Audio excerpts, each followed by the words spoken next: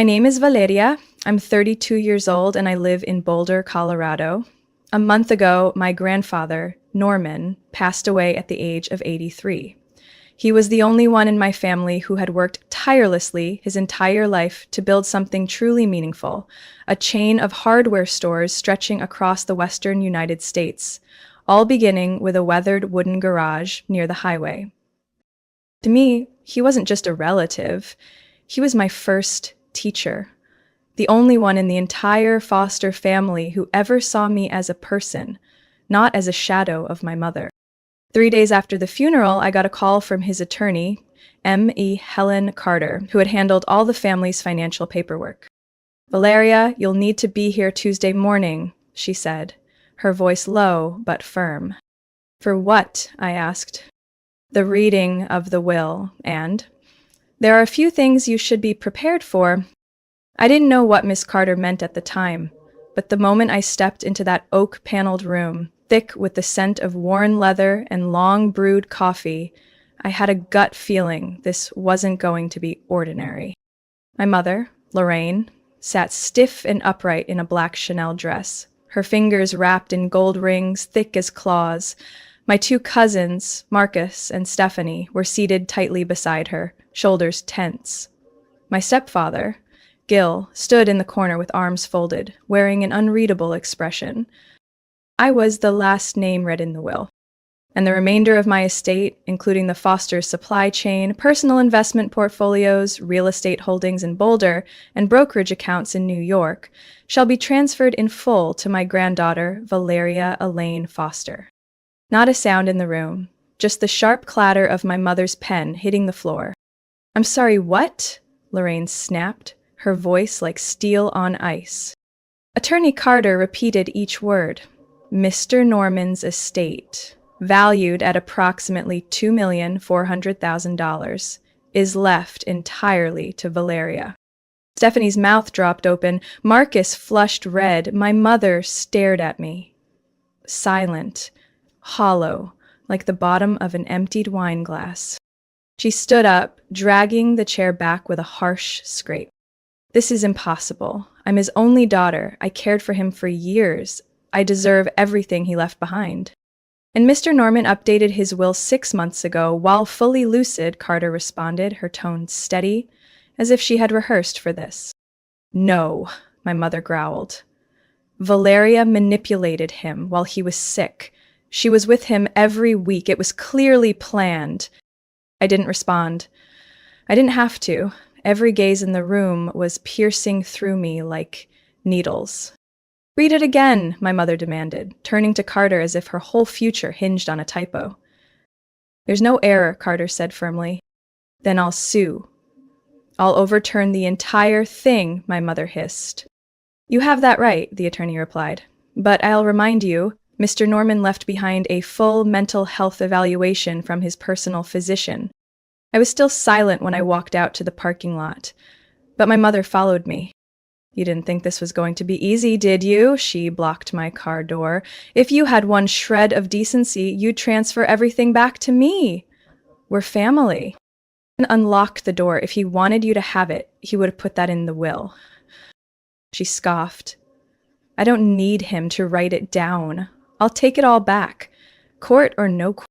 I shut the door and started the engine, watching her standing there in that expensive dress, fury exposed like a cracked porcelain mask.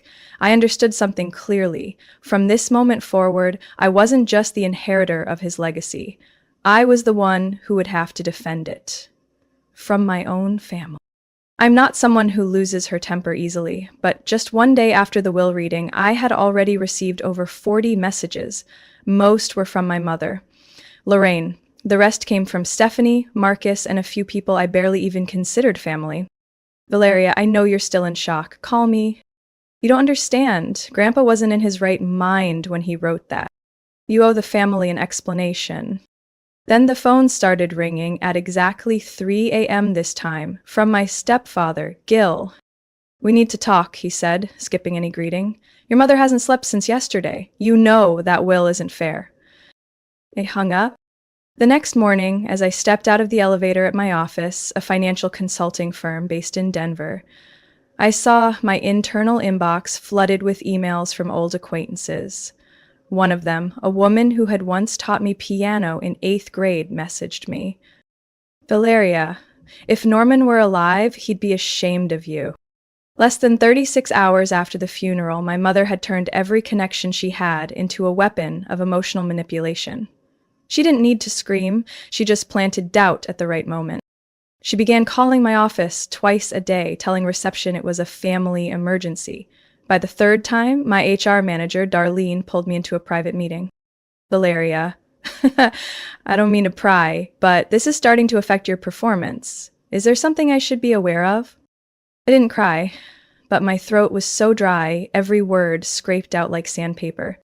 I'm handling a family inheritance dispute. They're not happy with what the deceased left behind.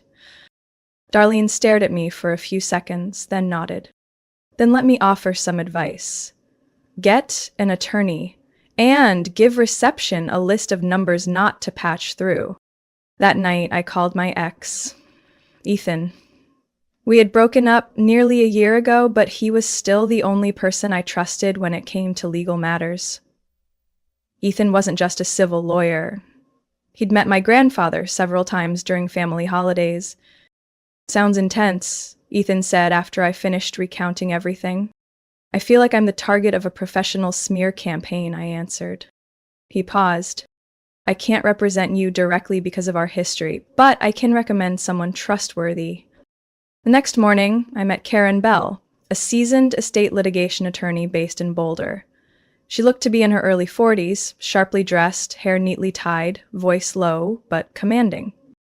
Your situation's not uncommon, Karen said, but the way they're escalating this so quickly, it suggests they had a plan in place. They might already have paperwork drafted to sue. I froze. Even with a legal will? People don't sue to win. They sue to wear you down.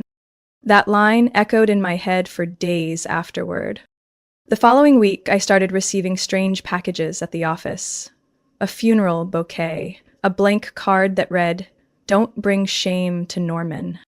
When I checked my mother's Instagram, still public, she had just posted a picture of herself standing next to a brand new SUV with the caption, "Healing through Resilience." The car was an Audi Q8, worth more than my downtown Boulder apartment. I took a screenshot and sent it to Karen. Need more proof? I asked.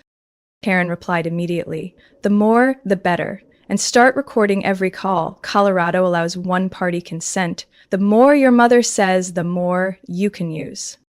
3 days later, Stephanie called. Why are you being so selfish, Val? Her voice pitched high, like I'd stolen something sacred. You know he only wrote it that way because you got in his head. Where's the proof? I asked. You think we're just going to sit back and let you walk away with everything? I let out a dry laugh. If Grandpa left a clear will, I don't see what there is to argue. That night, I found deep scratch marks along the side of my car, as if someone had intentionally dragged a key across the paint. No note, no message, but I knew. The next morning, I reviewed the building's security footage. Clear as day, my mother, standing next to the car, palm pressed to the glass, staring directly into the camera, unflinching, unashamed. I sent the clip to Karen. Her reply was just 2 words. It's begun. Monday morning, I logged into my work computer and discovered that my LinkedIn account had been reported for financial misconduct. An anonymous account had posted a 3-paragraph article accusing me of taking advantage of my ailing grandfather to seize his assets. Within 2 hours, the post had over 200 shares. One person commented, graduated from Wharton but acts like a gold digger. Disgraceful. Another added, got rich on her own mother's tears. Heartless. I knew exactly who was behind it. My mother had a close-knit friend group called the Brunch Circle, 7 women in their 50s and 60s who had once worked with her at a real estate brokerage. After retiring, they played golf, joined charity boards, and ran a Facebook group called Women with Taste and Integrity. They were the first to hit the angry emoji under my new profile picture. But it didn't stop there. A week later, I received a letter from the homeowners association in the neighborhood where my grandfather used to live, the property that now legally belongs to me. A neighbor named Joanne Presley complained that the house is being neglected, the landscaping doesn't meet neighborhood standards. I hadn't even moved in, and I was already the neighborhood's black sheep. I created a private Facebook account to investigate and found that my mother had just posted a lengthy note saying some people in the family don't respect the wishes of the deceased and are tearing apart the sacred bond between generations. She didn't mention my name, but she tagged blood should matter and loyalty test. In the comments, Stephanie wrote, "People deserve to know who's acting like a stranger over a piece of paper." I wasn't angry anymore. I started documenting everything. At my next meeting with Karen, I handed her a 40-page printout of screenshots, messages, call logs, and legally recorded phone calls. "You're doing exactly what you should," Karen nodded. "They're building a case against themselves." But I didn't expect them to take it that far. One evening, I returned to my apartment after work and found the door not fully locked. The deadbolt had minor tampering marks, though nothing was missing. No break-in, no sounds, but a photo of me and my grandfather taken at my first boutique launch when I was 15 had been turned face down. Not broken, just reversed. I knew it was a message. Ethan arrived within 15 minutes after I called. He stood in my small kitchen, hand on the photo frame, looking at me. "This isn't just a family matter anymore." I nodded. "I won't wait for them to take another step." We called a locksmith to replace all locks, then installed a doorbell camera and motion sensors. Karen insisted I file a police report for minor trespassing and sent an official cease and desist notice to my mother via legal email. I thought we had reached the limit until I received an email from the company board. Subject: Internal investigation required. Ethical concerns. I read it 3 times before I believed it. An anonymous staff member had filed a complaint claiming I was using my inheritance to manipulate company reports, promising investment, then pulling out, damaging the firm's credibility. At first, I thought it was a scare tactic, but after meeting with the internal legal department, I realized they were obligated to investigate due to external pressure. "Valeria, we don't doubt you," my supervisor said frankly, "but when there are repeated public accusations, we have to act to protect the company." I walked out of that meeting on trembling legs. Karen was waiting at our usual cafe. I handed her the documents, the formal complaint, screenshots, and one last piece I had held back. A message from Stephanie, sent a week ago. "If you don't split it, you'll see just how united people can be." Karen reads slowly, then exhaled. "You've got enough, not just to counter your mother, but to prove an organized attempt to damage your personal reputation. This could cross into criminal territory."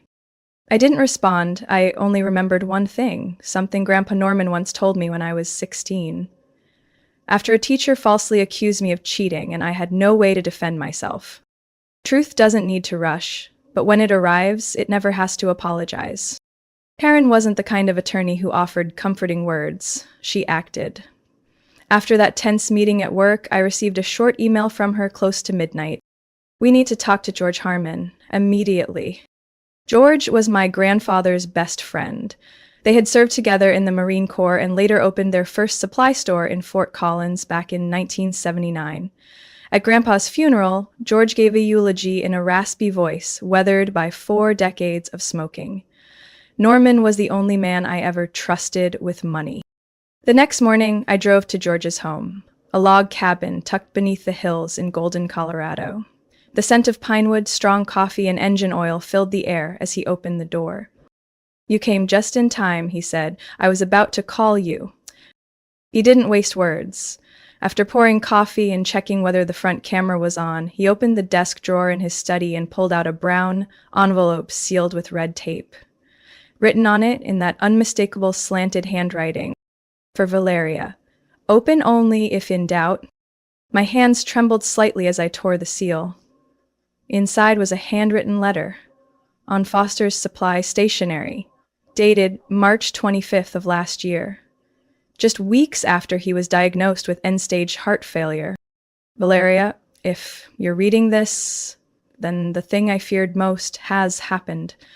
And as I've told you, never let loyalty blind you from the truth.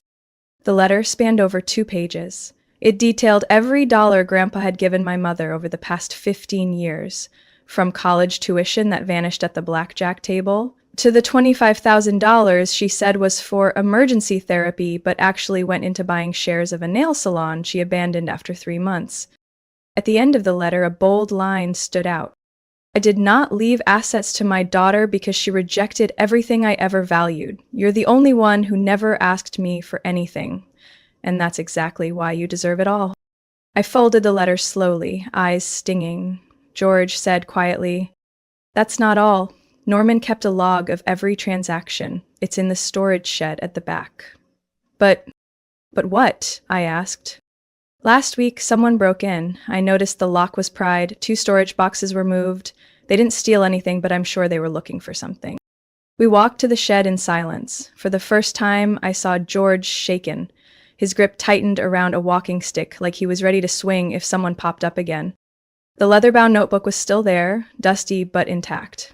Inside were meticulously handwritten entries, each signed N. Foster.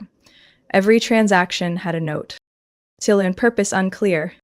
To Stephanie, said she'd repay in 6 months, did not repay. I took photos of every page. Back home, I sent the scanned files to Karen and Ethan in an encrypted email. An hour later, Ethan arrived at my apartment. He opened his laptop, launched metadata extraction software, and pointed to something I hadn't noticed.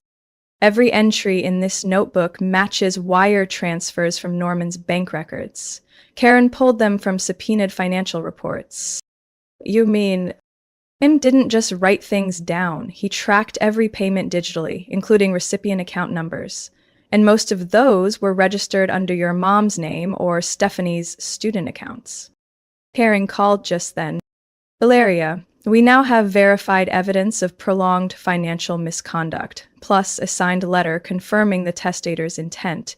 If they try to sue, we can countersue for defamation and intentional damage to your reputation." I could hear my heartbeat pounding in my ears, not from fear, but because for the first time in weeks, I didn't feel alone in this fight. That night, I placed Grandpa's notebook on my desk. Beside the letter, the account screenshots, and the hard drive containing every recorded threat call. I didn't need to scream. I had the truth. I received the family dinner invitation in a short text from my mother, Lorraine, at 7 a.m. on Friday. Sunday evening, 6 o'clock. Old house. Family needs to talk, no lawyers.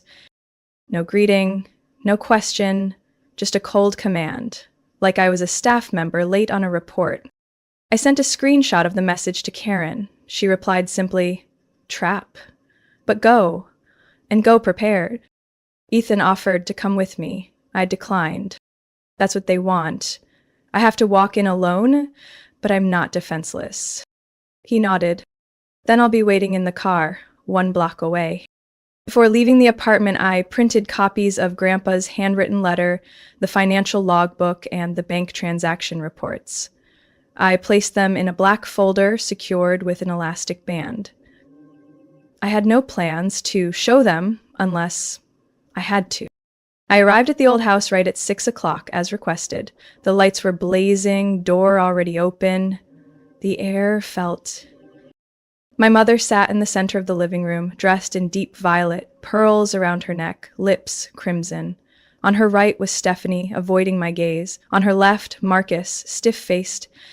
Stepfather Gil stood near the bar, hand resting on a whiskey bottle. But what struck me most were the 2 men seated at the head of the table.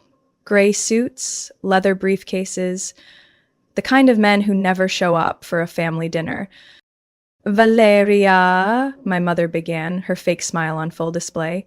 "This is Mr. Dennis and Mr. Kramer. They are independent financial advisors, here to help resolve this misunderstanding." "My attorney received no notice about this meeting," I said, resting the folder on my lap. "Because you explicitly said no lawyers?" "Because this is a private matter," she snapped, "not a courtroom." Mr. Dennis opened his briefcase and pulled out a stack of papers. "We've drafted a transfer agreement for asset management, meant to stabilize cash flow and preserve Mr. Norman's legacy." Transfer to whom? I asked, though I already knew the answer. To Mrs. Lorraine, said Mr. Kramer, as per the spiritual intent of the deceased. And what's the basis for this spiritual intent? I asked calmly. Stephanie cut in. Val, please. Mom just wants to keep things fair. Everyone knows Grandpa wasn't mentally sound near the end. I pulled a sheet from the folder. The medical report from Dr. Charles Landon, who monitored Norman for the last 2 years, states he was fully lucid 6 months before updating his will. Marcus shook his head. You're always so prepared, but not everything can be proven with paper. Maybe not, I replied, drawing out the handwritten letter. But what if I have a personal letter from him sent before his death? The room fell silent. I placed the letter on the table, the heading clearly visible in Grandpa's handwriting. For Valeria in case of doubt. My mother didn't touch it, but she glanced at Dennis, who swallowed hard and began to gather his paperwork. We're not done, I said, voice calm but cutting. I took out 3 more items, a bank statement, the annotated transaction list with Grandpa's notes, and an email Stephanie once sent me. If you don't split it evenly, you'll see just how united we can be. This is evidence that not only was I pressured, I continued, but there was a coordinated attempt to seize legal property. Stephanie turned pale. Gil slammed his glass on the table, spilling liquor across the cloth. Valeria, my mother hissed, you're tearing this family apart over some money? No, I said, standing, my voice sharp as a blade.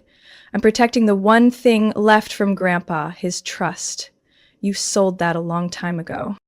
I gathered my folder and glanced at the 2 men still frozen in their chairs. If either of you presents another document, I said coldly, my attorney will treat it as aiding fraud, and I won't hesitate to file.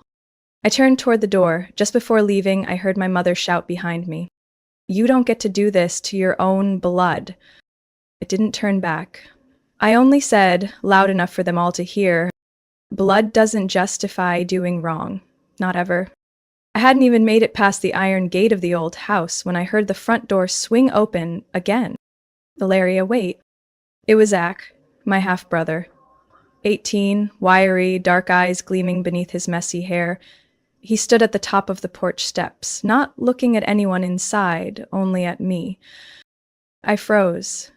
My heels clicked lightly against the tile, like my breath had just skipped a beat. What are you doing? My mother's voice called out behind him, cold as ice. Zach turned his head slowly but firmly. Don't worry, Mom. I'll be back later. Then he came quickly toward me. No coat, no luggage, just the faded backpack slung over his shoulder. I opened the car door. He slid into the passenger seat, silent, gripping the strap of his bag like someone holding down a storm inside. Ethan sat in the back seat, surprised but said nothing. We pulled away from the neighborhood, leaving behind a slamming door and a blaze of glares. Back at my small apartment in downtown Boulder, Zach sat on the edge of the sofa like he was afraid to breathe too loudly. I handed him a cup of hot cocoa, the only thing I ever knew to calm him down since he was little. I know this isn't easy, I began, but if you need a place... I'm not going back, Zach cut in, not letting me finish. I can't. I nodded slowly. What made you decide that? He stared at his hands, knuckles red from clenching too hard. I heard the whole meeting. I was on the stairs. Mom knew. She just didn't care. I stayed quiet. Let him speak. I heard her call you greedy, fake, but when you pulled out the evidence, she changed tones instantly. And when you left, she told Marcus if that kid rebels, cut his tuition. Zach inhaled deeply. I'm not naive anymore, Val. I see it now. She doesn't care about anyone but herself. I placed a hand on his shoulder. Did Marcus know you were there? Yeah, Zach said, letting out a bitter laugh. He glanced at me once, then looked away. And Stephanie? She just stared at the floor. I poured myself more water. So what do you want now? I want to understand what Grandpa really believed. I want to know what you plan to do with the inheritance. I stood up, grabbed Grandpa's letter and the financial notebook and handed them to Zach. He read through each page, not saying a word, until he reached the line, Zach, the only one who still sends thank you letters every birthday. His eyes welled up and remembered that, oh, he remembered everything, I said. And he didn't leave these just because he trusted me. He wanted someone to do the right thing. Zach sat up straighter, a new clarity in his gaze. Then let me be part of this. What do you mean? I know how to work with data. I'm taking business analytics. I can help organize Grandpa's shop financials if you're planning to keep the stores running. I want to learn from scratch. I stood still. Not from shock, but from something far more powerful. Emotion. Are you sure? Mom will cut you off. Zach shrugged. She cut me off the day I refused to lie on my scholarship application. And I laughed for the first time in days. All right, we stop Monday. Early. It'll be exhausting. I used to work at a wildlife rescue. I've cleaned animal pens. I think I can handle bookkeeping. We both laughed, and for the first time, I didn't feel alone anymore. That night, I emailed Karen. Zach's with me. We have a second ally. It took me nearly 2 months to bring everything back to something I could loosely call stable. The court approved Norman's final will without any formal objections. Karen called it a silent victory, but I knew the real reason my mother didn't appeal. The evidence I held could not only ruin her reputation, but potentially trigger a criminal investigation for elder financial abuse. Instead, she chose to vanish from social media, delete all the passive-aggressive posts about me, and move in temporarily with her sister in Arkansas. Stephanie quietly resigned from her regional manager position at the insurance company. Marcus sold his car and withdrew from his golf group, the Legacy League he once called a true elite community. I didn't feel triumphant. I just felt relieved. With help from Karen and a financial advisor named Thomas, I began restructuring the entire estate. First, I established the Norman Foster Foundation, a nonprofit aimed at providing trade training and entrepreneurship scholarships to young adults aged 17 to 24 in low-income communities across Colorado. On the first slide of my internal presentation, I wrote only one sentence. Not everyone has someone like my grandfather, but everyone deserves a real shot to begin. Zach designed the foundation's logo, a tilted hammer resting on a notebook, dark blue background. He said, "Grandpa always said money should be handled not just with your hands, but with your head." We laughed and submitted the design for copyright registration that same week. Second, I created a personal scholarship fund for Zach. I didn't call it financial aid. I called it a strategic investment.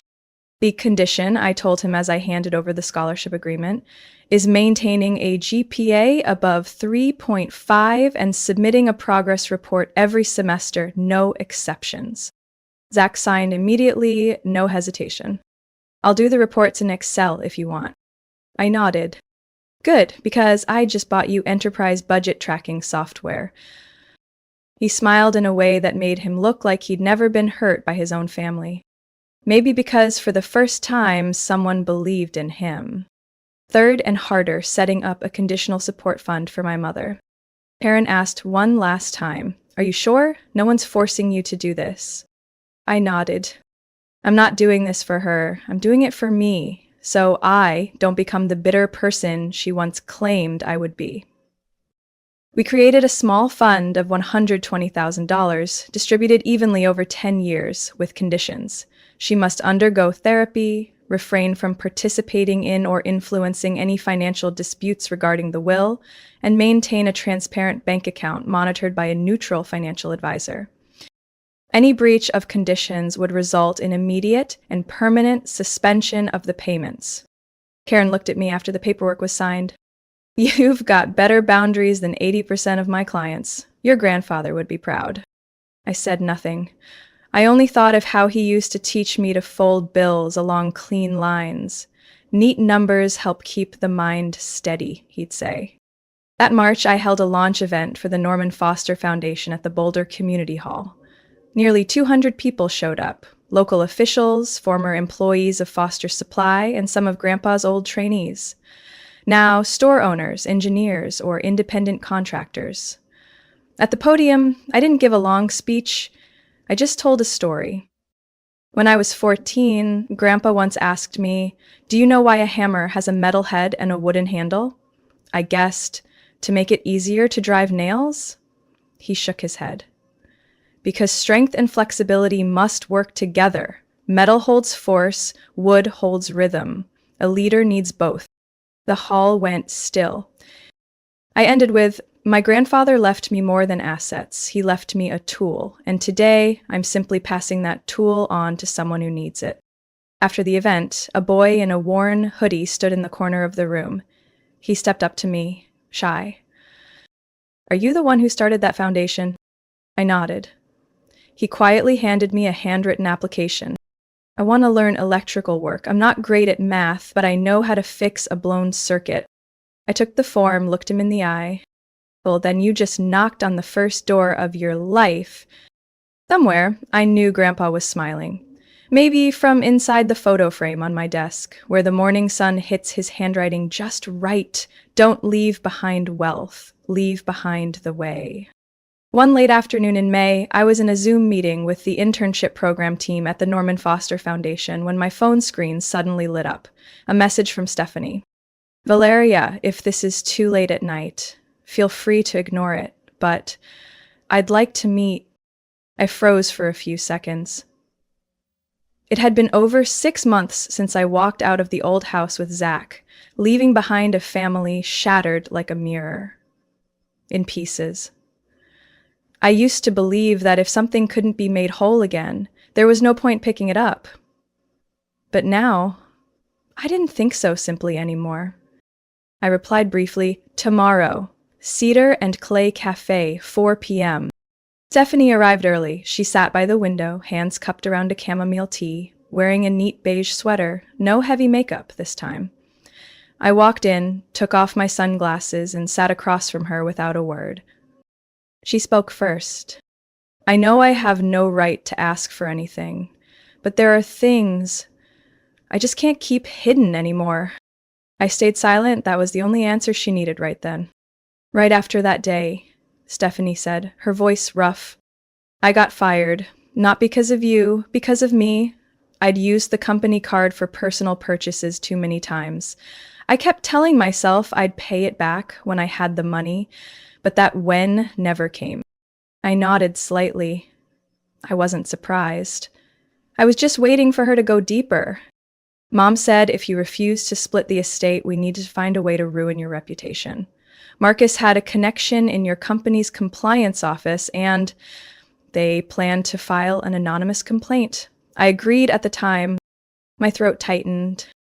No. Stephanie looked up, her pale blue eyes red and swollen. "Then why didn't you do anything?" "Because I wanted to see if you had the courage to admit it yourself." The breeze from the window rustled a few napkins on the table. Neither of us reached to straighten them. "Have you forgiven me?" she asked. Barely a whisper. "I'm learning how." 2 weeks later, I received an email from Karen. Lorraine has started attending regular therapy sessions. She just submitted confirmation from Evergreen Mental Wellness Center. The support fund conditions will continue. I didn't know what I was hoping to feel reading those lines. Relief, release, maybe even peace, but what I actually felt was something closer to regret. I had spent too many years running from the image of a mother who tried to control everything through emotion. Tears, threats, shouting, just to be right. And now, when she finally chose to face herself, I wasn't sure how to approach her anymore. That night, Zach knocked on my office door. He sat across from me with a tub of vanilla ice cream and 2 spoons. "Her mom called," he said plainly. No apology, but she said she's learning to name her emotions instead of blaming others. "Is that so?" I smiled, scooping some ice cream. She said, "If you ever call, she'll listen. No rebuttals, no lectures. Just listen." I didn't reply. I didn't need to. We sat there eating in silence, the soft golden light casting a glow on Grandpa's old notebook, now carefully laminated and displayed on the shelf. In July, the Norman Foster Foundation opened its first vocational training center in Longmont. A renovated warehouse turned into an open space where students could learn electrical repair, basic mechanics, and how to run small business models. Zach led the tour for the local press. I stood in the back, watching him explain the supply system with eyes lit up and a voice full of confidence. At the end of the ceremony, a woman stepped forward. She wore a long gray coat, hair in a low bun, holding a small bouquet of flowers. It was my mother. She stood a few steps away. No crowding, no phone out for pictures, no smile. Just quietly placed the bouquet on the front desk, right beneath a framed photo of Grandpa, standing in front of his first shop, the wooden carving below reading, "You don't need to be born at the finish line, you just need not to stand still." I walked over, without saying a word. She looked at me, eyes wet but no longer demanding. "Congratulations," she said. "And thank you for preserving what birth parents didn't have the strength to hold on to." I didn't hug her. I didn't turn away either. I stood there. For the first time in my life, not wounded, not needing to be right. Peace, I realized, doesn't always come from forgetting. Sometimes it comes from remembering without pain. Valeria's story shows that the greatest legacy doesn't lie in money. It lies in how we use it to rebuild value for ourselves, for our communities, and for future generations. Even after being betrayed, she didn't let pain turn her bitter. Instead, she chose kindness with boundaries, forgiveness with conditions, and firm commitment to the values her grandfather once believed in. In real life, sometimes the strongest act isn't forgiveness, but restoring what's broken through action. What do you think about Valeria's choice? Would you have done anything differently in her shoes? Share your thoughts in the comments below, and don't forget to follow the channel for more powerful stories about family and life. My name is Cora Ellington, 29 years old, born and raised in a family where success wasn't measured by creativity or passion, but by the bold titles on business cards and the number of office floors you controlled inside the Ellington Holdings headquarters. A financial empire rooted on Wall Street since the 1960s. My family, the Ellingtons, weren't just wealthy, they were so steeped in tradition that even the dust in our library clung to finance books published in the last century. Everything was maintained by the book. Cocktails at 5 p.m., dinners served with the rigidity of boardroom agendas, and conversations centered solely on bonds, yields, and acquisition strategies. My father, Charles Ellington, is the third-generation CEO of the firm, a man with salt and pepper hair, crisp suits, and eyes sharp enough to cut through quarterly reports. He never had to raise his voice. One raised eyebrow from him could silence an entire boardroom. When I was 16, he told me, "Ellingtons don't dream, we manage. Dreamers don't last in this game." My mother, Victoria, is the epitome of a high society New York matriarch, always in classic Chanel, always one step behind her husband, and always capable of turning a glance into a declaration of war. She once led strategic investments for the firm, but after giving birth to me and my brother, she shifted to what she called family image direction, meaning she approved everything from my wardrobe to whether my laugh was socially acceptable at charity galas. My brother Logan, now 33, was dubbed the future heir as early as 4th grade. He knew how to please everyone, perfect grades, a persuasive baritone, and a posture that mirrored our father's. He joined Ellington Holdings at 22 and became regional director for the Northeast in just 3 years. Every dinner was a tribute to his perfection. And me? I was the intelligent shadow with no direction. That was how my mother described me at a family gathering after I declined a position in the company's audit division. I remember her look that evening. Not angry, just disappointed. And somehow that stung worse. Our family estate in Greenwich, Connecticut is a 3-storied Georgian mansion, with white columns stretching to the roofline and gardens so precisely manicured you'd assume we employed 5 full-time landscapers. Every summer, the extended Ellington clan gathers there, and each person is expected to report achievements as part of an unspoken ritual. Come empty-handed. Good luck surviving dinner. Even as a child, I knew I didn't belong. I was fascinated by systems, by how data moved, by the logic buried in lines of code, while my family insisted that screens don't generate profit unless they're stock tickers. My grandfather, Harold Ellington, the man who took the family firm global in the 1980s, once said at a party, "Cora's got a sharp mind, but unfortunately, she's pointing it in the wrong direction." From then on, every interest I had, from coding and circuit boards to algorithm models, was filed under temporary hobby. No one encouraged me. At best, they gently suggested I refocus on what really matters. For a long time, I believed they'd come around, that if I proved I was smart enough, committed enough, they'd accept me. But in a family like the Ellingtons, there's only one right path, and it's never paved for those who dare to take a different one. I still remember that day vividly, a cool April afternoon when I placed my old laptop on the dining table in the living room to present to my family the very first application I'd built, a real-time market data scanner designed for small-scale investors. "How interesting," my mother said lightly, lifting her wine glass. "But you do realize people don't pay for playing with computers, right?" My father glanced at the screen for barely 3 seconds before returning to his financial paper, exhaling in disappointment. "Please don't turn this house into a Silicon Valley lab." My Aunt Martha, wife of my Uncle Robert, who worked in Ellington Holdings' legal department, folded her hands on the table and spoke in a tone reserved for lecturing children. "Cora, tech is a fleeting field.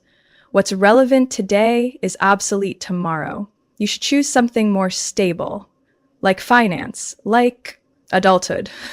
The atmosphere at that dinner was so stifling that even the sound of silverware against china felt like cuts to my self-worth. Each remark felt like another nail in the box of expectations they had built for me since childhood. Back in middle school, I taught myself Python on the school library's outdated desktop. I would spend hours tweaking lines of code just to make a simple script work. Teachers were impressed, friends were curious. But when I brought home a second-place award from a state-level coding competition in 10th grade, my mother merely said, "Well, that's nice. Just don't let it affect your finance math grades." I've never forgotten that feeling. The realization that my passion wasn't just unacknowledged, it was dismissed as a childish phase I'd be expected to grow out of. At 18, I once pitched my father an idea involving machine learning-based financial transaction security. He nodded politely, then dismissed it during a weekend family meeting.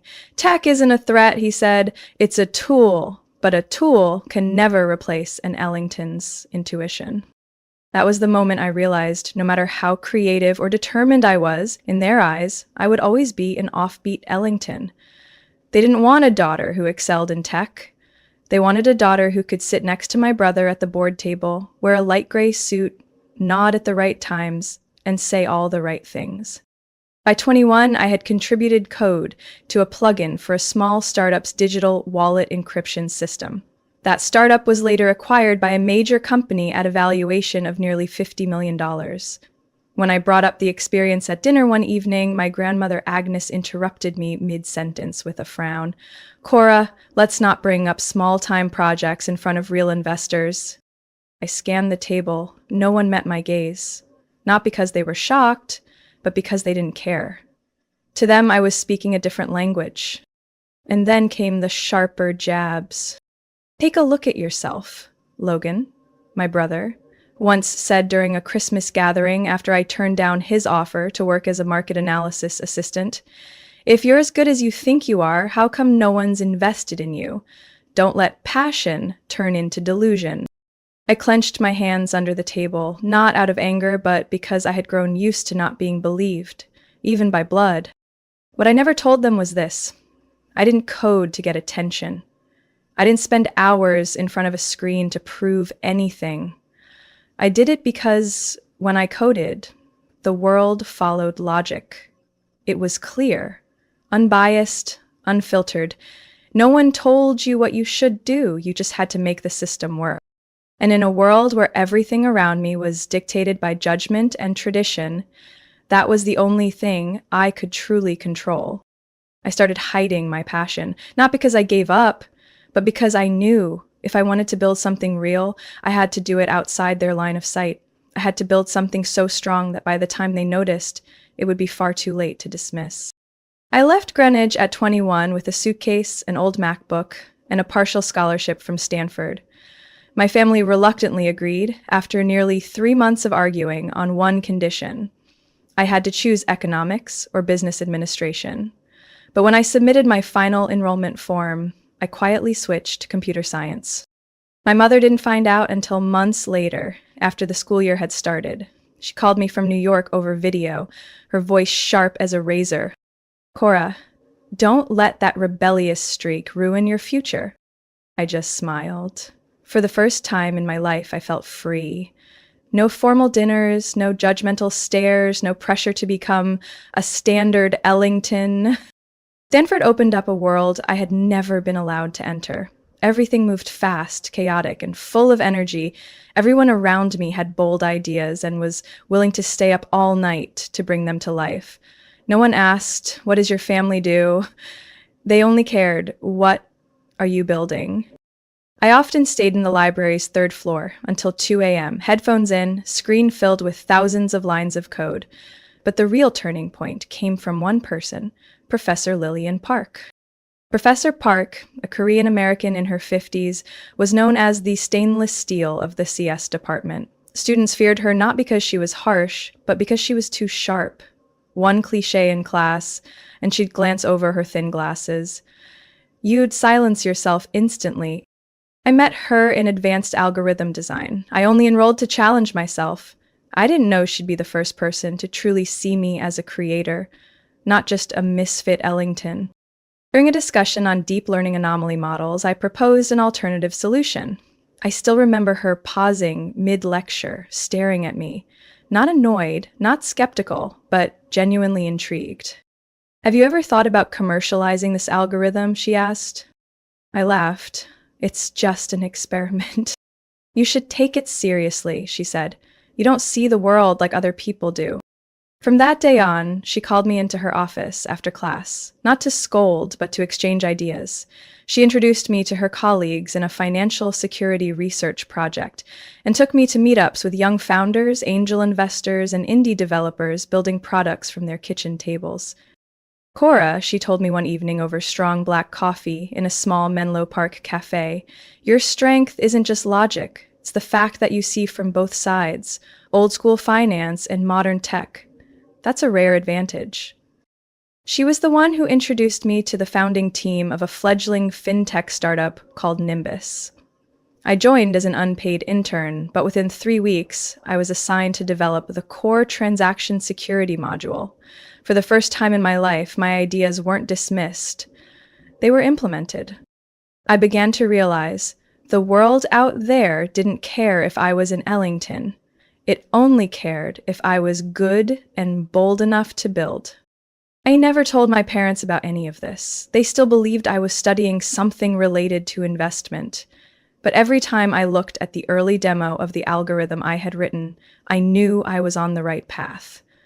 Not to defy them, but to prove to myself that I could exist beyond the shadow of my family. Professor Park often said, "Change never comes from the obedient. It comes from those who dare to do differently." I taped that quote to the corner of my monitor. Whenever I felt tired, I'd look at it, then keep coding. I started my first startup in my senior year of college. When everyone else was chasing internships at major firms, I turned down every offer, Goldman Sachs, Deloitte, even Ellington Holdings, and put all my energy into my idea, a real-time AI platform that helped everyday users analyze and restructure their personal investment portfolios. We called it FinSight. I say we because I wasn't alone. I partnered with 2 classmates, Felix, a quantitative data expert, and Juno, a UX genius with aesthetic instincts that rivaled any designer I'd ever met. The first 6 months felt like a dream written in code. We got accepted into a small accelerator in Palo Alto, landed a $150,000 micro investment, and were even interviewed by TechCrunch. I still remember walking into the pitch room. No one asks who I knew in finance, they just wanted to see the build and the algorithm. We worked like the world was waiting. I slept on our office couch, lived off instant noodles and coffee so strong my hands trembled every morning. But I had never felt more alive. Then everything cracked. First came legal trouble. We were accused of violating a federal securities law for not registering under the correct financial services category. Then a security breach. A third-party API we used had a major vulnerability, causing data loss for several test accounts. Investors pulled out, Felix left, Juno joined a digital wallet startup. Insight collapsed just 8 months after our beta launch. I remember the day the lease termination notice arrived. I stood in the empty office, staring at the whiteboard where algorithms once lived, feeling like someone had sucked all the air out of the room. I didn't cry. I couldn't. My body went cold, numb, directionless, hollow. I moved into a small apartment in San Francisco's Mission District, peeling walls, hot water that took 3 minutes to come on. Days passed in half-typed lines of code, cold cereal, stale bread. I avoided mirrors, ignored email. Even the kind messages from Professor Park, the only ones still checking in. Then a call shattered my self-imposed isolation. My mother, Zoom. She didn't ask if I was okay, didn't ask where I lived. Her voice was pure ice. Have you had enough, Cora? Is it time for a real job, or do you want to play a few more startup games? I sat silently. She went on. Your father says there's still a role in Ellington's risk management division. Logan can make the intro. Not everyone gets a second chance, you know. I wanted to scream, to tell her how hard I had fought, but all I could say was, I'm not ready to come back. She ended the call without a goodbye. I sat there in silence, my own face staring back from a dark screen, tired, gaunt, unfamiliar. In the days that followed, I vanished. No one knew what I was doing. Truthfully, neither did I. Then came that rainy morning. Around 3:30 a.m., I jolted awake from a strange dream. I was sitting in front of an old safe, just like the one in my grandfather's office, and it was being hacked. But no alarms were going off. I jumped up, turned on my laptop, and wrote down the lightning strike thought. Most legacy financial systems were built on outdated security framework. And I, someone raised between two worlds, old school finance and modern tech, could see the blind spots both sides missed. I didn't think of the big picture of money or redemption. I just thought, this is my shot to begin again, not for anyone else, not to prove anything, but to repair the disappointment that had eaten at me for months. I started rewriting code, this time not for investors, not for hype, but to build something that wouldn't collapse like Finsight. I spent nearly 6 hours rebuilding the entire system architecture from a rough sketch scribbled in the early morning. The apartment still smelled damp after last night's rain, but in my mind, everything was suddenly lit, like someone had switched on high beams in a dark tunnel. The idea didn't come from books, not from lectures, seminars, or mentors. It came from fear, a very real fear, that the global financial system was running on outdated, fragile security foundations, more vulnerable than anyone dared admit. I had seen it growing up, around family dinner tables where everyone believed the Ellington name and a blue ink signature could control anything. But I knew none of them really understood what went on behind the bank's layers of code. That gap between reputation and infrastructure gave me an idea. I called it SentinelNet. It wasn't just a fraud detection tool. It was an adaptive AI-based financial security system designed to learn and detect anomalies before intrusions even occurred. Instead of waiting for alarms, SentinelNet would analyze real-time data behavior and block threats in milliseconds. I knew I couldn't build it alone, so I started reaching out. Not to old classmates, not to family connections I had long avoided, but to underground tech forums, where engineers discarded for being bad cultural fits. We're still discussing ideas no one had dared build. The first person I found was Luis Ortega, a former security engineer at a major bank, fired after flagging a vulnerability the board wanted buried. He agreed the moment I sent over the machine learning test model. "You actually understand this," Luis messaged. "I've been waiting for someone to build it right." Next came Ria Tran, a deep learning specialist rejected by 2 startups for being too theoretical and not market savvy. She joined after a 40-minute Zoom call where I detailed how SentinelNet would process unstructured data. "I won't have to file weekly KPIs, right?" she asked before agreeing. Blurly, "No. Just make it faster than the threats." We worked remotely, shared code via private servers, met on Discord, and built a prototype using what was left in my savings account, about $11,000. Not enough for an office, not enough for PR or outreach, but just enough to stay afloat and build version 1. I kept it all under wraps. No one outside our 6-person core team knew I was behind SentinelNet. On paper, I used the alias C.C. Walsh, taken from my middle name and my grandmother's maiden name. She was the only one in my family who ever said, "You can do something different, as long as you don't shrink to fit someone else's mold." We tested the system on simulated datasets one February night. The internet lagged, the CPU overheated, but the algorithm flagged 3 forged command sequences in just 0.3 seconds. I didn't speak, just stared at the screen, watching something I'd built finally breathe on its own. I knew it wasn't ready for launch, but for the first time since Finsight collapsed, I had something I believed in. Not because others approved, but because I had proved it to myself. 3 weeks later, I sent a demo to an angel investor Professor Park once mentioned, Caleb Mendez, known for backing startups that defied traditional metrics. After reviewing my pitch, Caleb sent one line back: "We need to talk, soon." I still have that message saved. When Caleb Mendez agreed to fund SentinelNet's seed round, I didn't call home, didn't text old classmates, and didn't post anything online. I simply opened a new bank account under the legal name of the company, SNT Systems, Inc.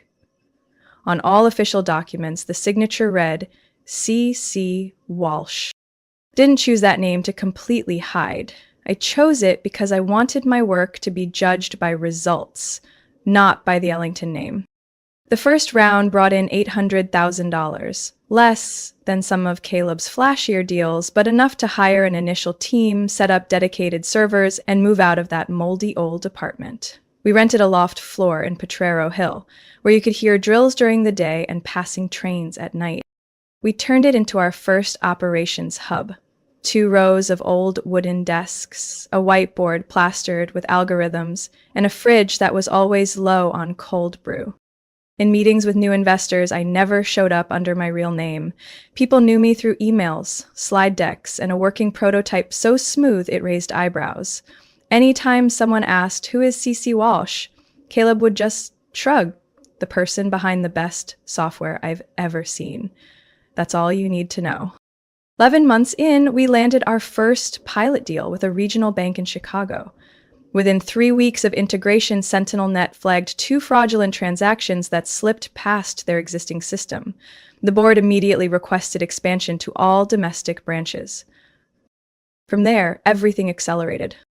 We raised $5 million in our Series A. I hired more people, but only those who understood this wasn't a media-driven tech startup. I turned down all interview requests. On LinkedIn, my profile still read freelance tech consultant. The profile photo was a dimly lit silhouette. Not even Caleb knew my real name. I bought a new office in Mission Bay, far from the traditional finance district, and banned the word unicorn inside the company. I didn't need admiration. I needed the product to work. Every line of code had one mission: detect and stop fraud before it happens. We rebranded from SentinelNet to VaultIQ to avoid being mistaken for just another firewall. VaultIQ was a deep learning network, always evolving, always updating, always one step ahead of vulnerabilities. 9 months later, VaultIQ was in pilot deployment with 8 national banks and 2 major insurance firms. It was during that phase I received an email from Ellington Holdings. It was from Logan. My older brother. The subject line read, Cora, did you know Vault IQ is making serious waves in the industry? I stared at the screen for nearly 10 minutes, fingers resting on the keyboard. He didn't know. No one in the family did. And I intended to keep it that way, until the time was right. The Series B round closed with $62 million in funding. The company valuation hit $1.2 billion. After finalizing a contract with a European banking group, Vault IQ officially entered the global market. Financial outlets began covering the anonymous founder, C.E. Walsh, the faceless woman reshaping global banking security. I read every article, every comment thread, but shared nothing. My family still thought I was the wayward daughter, chasing delusional passions, unable to settle down.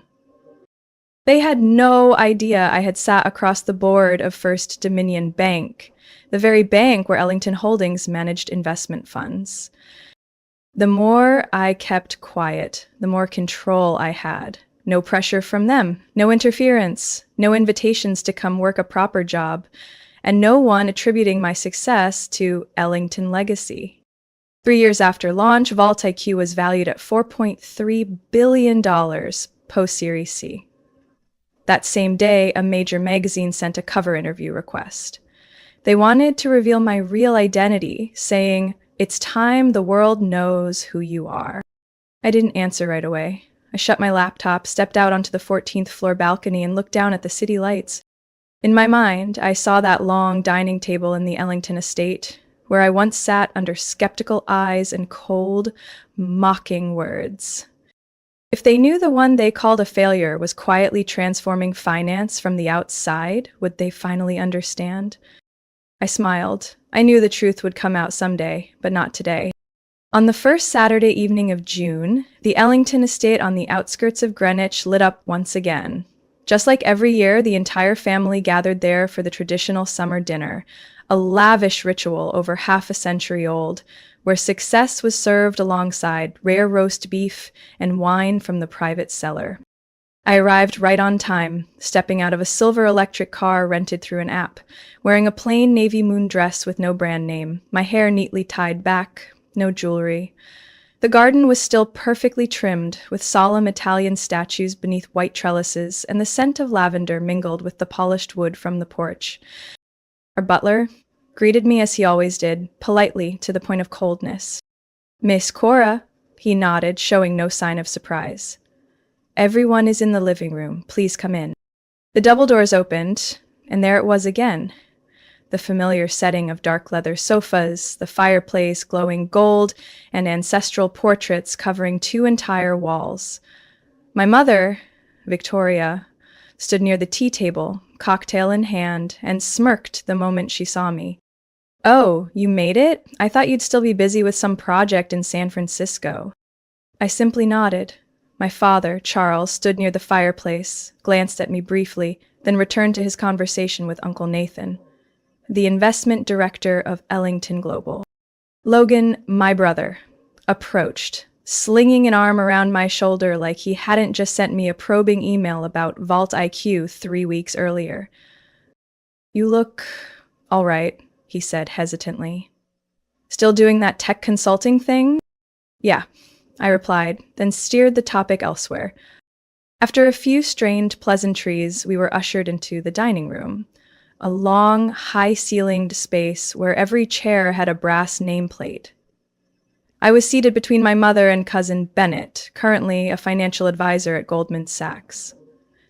The table was set with cutlery arranged from outside in and napkins folded into swan shapes. Everything unfolded exactly like the old script.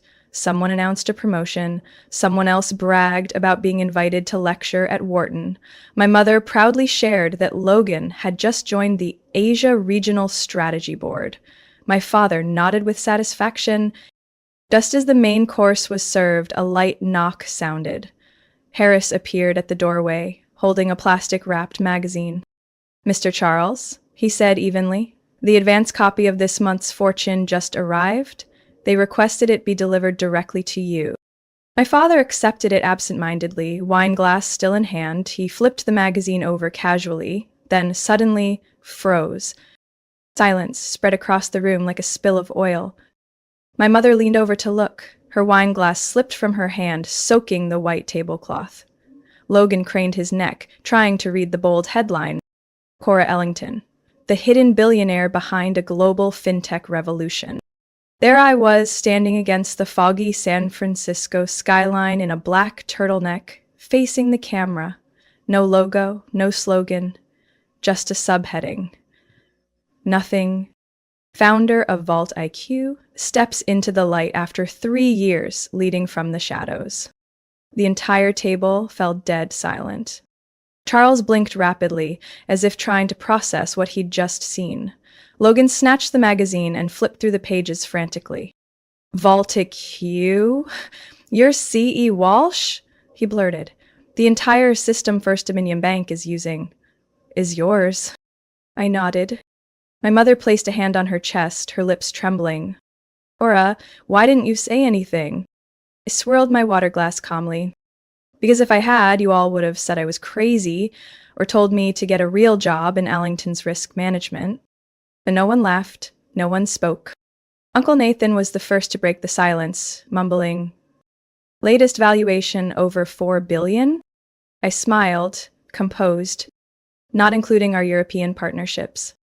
The room held its breath. No more clinking silverware, no more empty compliments. No one said another word for several long minutes. Finally, my grandfather, Bernard Ellington, who had been silent the entire evening, stood with the help of his cane, raised his wine glass, and said slowly, "To Cora, the only one in this family who didn't follow the old path and yet leads an entirely new one." I looked up at him. For the first time, his eyes were not stern. They were proud. After my grandfather raised his glass in a toast, the entire room remained silent for a few more seconds, as if everyone needed extra time to process the shock. My mother stayed in her seat, her hand slightly tightening on the edge of the table. I caught her eyes, and in them was a mix of surprise, confusion, and something that resembled fear? My father set his glass down. He took a deep breath and adjusted his voice. "Cora, if what Fortune wrote is true, you've built a company with influence beyond imagination.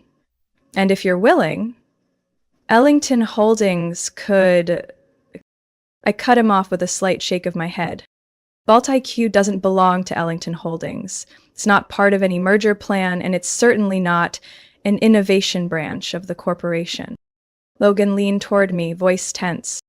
"Are you saying you don't want the family involved in what you created?" I looked him straight in the eye. Not because I don't trust the family, but because I know very well if Vault IQ carries the Ellington name, it will never be allowed to be different. It will be revised, reshaped to fit the old mold, and I didn't build the company to become the shadow of any legacy. Mr. Charles sat upright, fingers interlaced. "You can collaborate, Cora. Put a family seat on the board. Make your father the strategic advisor. We keep independence, but ensure long-term direction." I smiled, neither sharply nor angrily. Dad, Vault IQ had a long-term vision before anyone knew it existed. It wasn't born to inherit the Ellington legacy, but to prove that innovation doesn't need to be legitimized by tradition. My grandfather gave a soft laugh, leaning back in his chair like he was watching a fascinating play. "She's right," he said, eyes never leaving me. "A legacy that refuses to change will die young. But if you plan to keep it entirely separate, do you truly believe the family has nothing to contribute?" I paused for a few seconds before answering. "I'm not denying anything, but I want things clear. Vault IQ isn't inherited property. It's something I built with lines of code and failures that nearly broke me. If the family wants to understand it, I'm ready to open the door, but if anyone tries to control it, I will shut it. No negotiation." At that moment, no one said anything else. No one withdrew, and no one objected. No more lectures, no more top-down stares like in the past years, only caution and respect. My mother suddenly spoke, voice soft but clear. "Can I visit the office?" I nodded. "Of course, but just a heads up, there are no crystal chandeliers or oak-paneled meeting rooms." She smiled faintly, perhaps her first sincere smile in years. 2 weeks later, I invited the whole family to Vault IQ. For the first time, they left the old glass tower in Manhattan and stepped into an open space where my team of engineers worked amid the sound of keyboards and the scent of strong coffee. There were no model conference rooms, but whiteboards filled with cybersecurity models. No ancestral portraits, but a real-time map showing cyber attacks being blocked. Logan looked at the active AI firewall, then turned to me, voice low. Honestly, I never thought you could go this far. I didn't respond, just stood there, quietly looking at my company from the mezzanine. The spot where I often sat alone at the end of the day. I knew, from this point on, Volt IQ would no longer be a hidden name. I would step into the light. I would be interviewed, analyzed, even criticized. But that didn't worry me anymore, because I was strong enough not to need anyone's approval to validate the path I chose. The Ellington legacy may still live on, in balance sheets, subsidiaries, and investment funds. But me? I've built a different legacy. A place where logic triumphs over prejudice. A world where protection comes not from family lineage, but from technology. And for the first time in my life, I felt free. Not because I escaped the old shadow, but because I created the light for myself. From someone dismissed by her family for her passion for technology, Cora quietly built Vault IQ, a financial security empire worth billions of dollars. She proved her capability through results and redefined the meaning of legacy through her own effort and vision. Cora's story reminds us, recognition doesn't have to come from family or tradition. Sometimes the strongest thing you can do is believe in yourself, even when no one else does. What do you think about Cora's journey and the choices she made?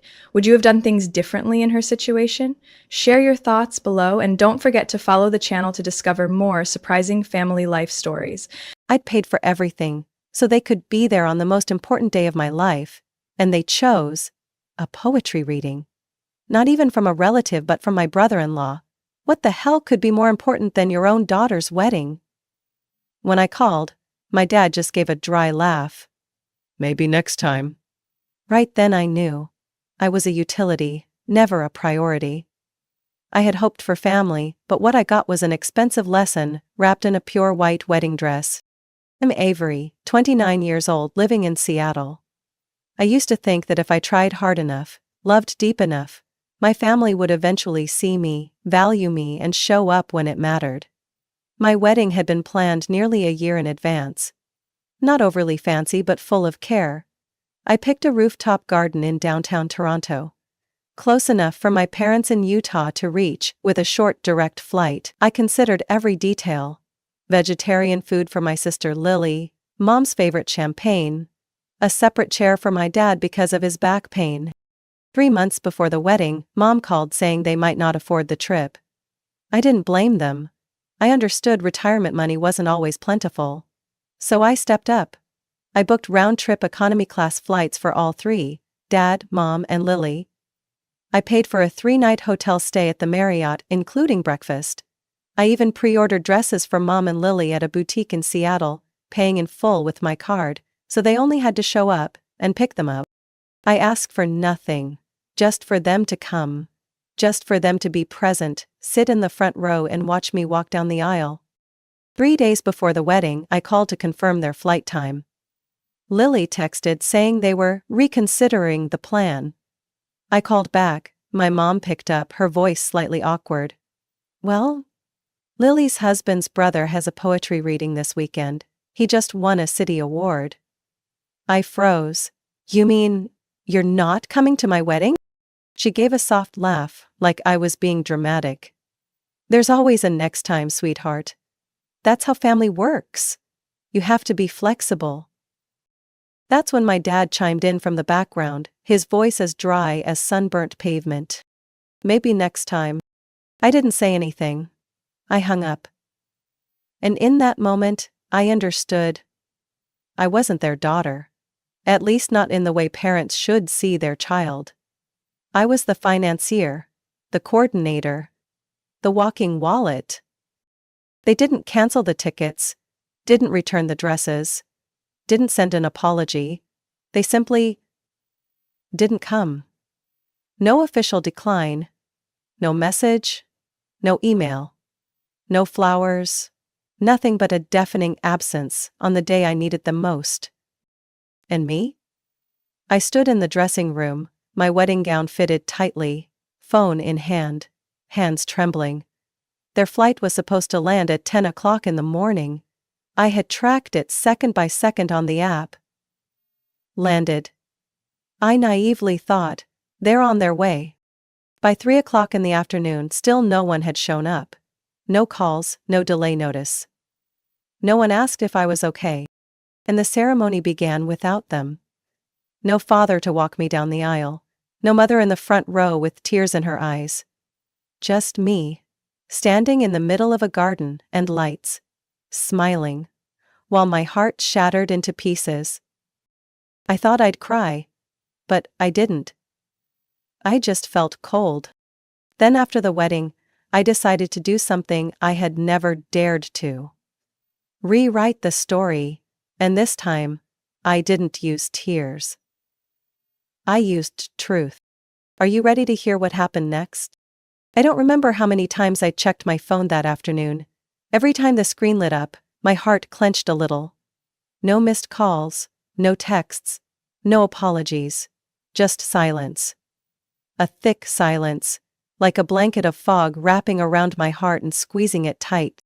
I stood in front of the mirror in the bridal dressing room, white gown cascading to the floor, fine lace hugging my waist. The makeup artist had left. The photographer slipped in now and then, clicked a few shots, then disappeared again, leaving the space quiet. I thought I would feel excitement. I should have felt joy, but all I felt was emptiness. Like someone had carved a hole in my chest and let the wind blow right through it. A little later, Madison, since middle school, came in. She wore a forest green suit, hair pinned up, phone in hand. "No one's answering," she said softly, eyes avoiding mine. "Avery, I don't think they're coming." I nodded. No tears, no shaking, but it felt like the entire world was quietly crumbling beneath my high heels. The calls I had made, Dad, Mom, Lily, all went straight to voicemail. I tried not to picture them in some quiet cafe, listening to a stranger's poems, while I sat alone, makeup done, waiting for a wedding without parents. "My dad promised to walk me down the aisle," I whispered, my voice catching. "He even practiced with me over video call last week." Madison gently squeezed my hand. "You don't need them, you have us, and if you want, I can do it." I looked at her, eyes starting to blur. Not because she said that, but because she's the only one who never broke a promise. The only one who never left me. Not even in the smallest things. I took a deep breath. "Madison, will you walk with me?" She nodded without hesitation. "Of course." When the opening music played, I held Madison's hand. The double doors opened slowly. Rows of friends, co-workers, people I cared about turned to look. They smiled. Some waved. A few were teary-eyed. I smiled back. A perfect smile. One just enough to hide the broken heart inside. Because no one needed to know that in the moment I walked through those flower-lined rows, I felt like a child left behind in a park, holding a birthday cake no one came for. Madison walked steady beside me, her hand warm and sure. Each step was an effort not to fall apart. As we neared the altar, I saw Noah, my soon-to-be husband, waiting, his eyes full of concern. He knew. He'd seen me calling, checking my phone, forcing smiles while I got ready. But he didn't ask. He just opened his arms as I came closer, like he was trying to shelter what was left of me from collapsing. Madison placed my hand into his. "She's yours now." She smiled softly. "I'll take care of her," Noah said quietly. The ceremony went as planned. We exchanged rings, said our vows. I smiled. I nodded. I accepted the kiss in the loud cheers of everyone around. I took photos, cut the cake, held Noah's hand in our first dance under the twinkling lights. I had hung myself. And everyone thought, she's glowing. But no one saw the moments I stood alone in the corner, wineglass in hand, staring at a phone with no notifications. No one knew I had written a thank you speech for my parents. One I never got to read. "Are you okay?" Noah whispered as we stood on the balcony, taking a break from the crowd. The light from inside cast a soft glow. I pressed my lips together. "No. But I will be." He pulled me into his arms, said nothing more. Didn't try to fix it. Didn't say it would all be fine. He just let me patch myself together. After everyone left, I stood alone in the empty wedding room, undoing each piece of jewelry, unpinning each hair clip. I looked at myself in the mirror. Still me. Only now I finally understood something. The people who were supposed to love me the most were the first ones to leave. Not just on my wedding day, but my whole life. I sat down on the chair and opened my laptop. The cursor blinked on the blank screen.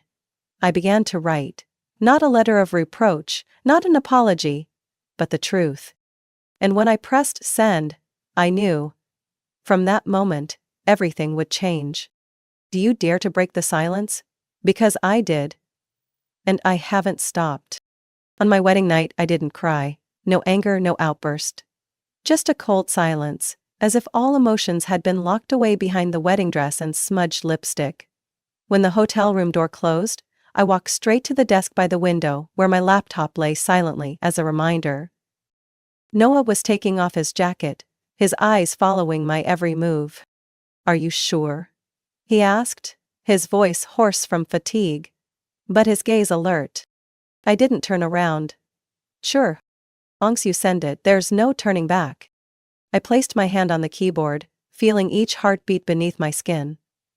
"That's why I have to do it." I opened the folder named Lily Real Face. Inside were printed emails from an old account that Lily forgot to log out of when she once asked me to help edit a presentation last year. I had saved everything. Flirtatious messages sent to 3 different men, including one she called Plan B. There was also a video she secretly recorded of her husband sleeping, which she sent to a friend with a caption, "He's like a money withdrawing pill." I hadn't intended to do anything with those items. I used to think I could ignore them. I tried to believe in the false peace my parents always imposed on me. "Don't complicate things, dear, everything will pass." But tonight, in the wedding dress I chose myself, wore myself, and endured the pain alone, I realized, silence never saves anyone. It only nurtures those who think they have the right to hurt others without consequences.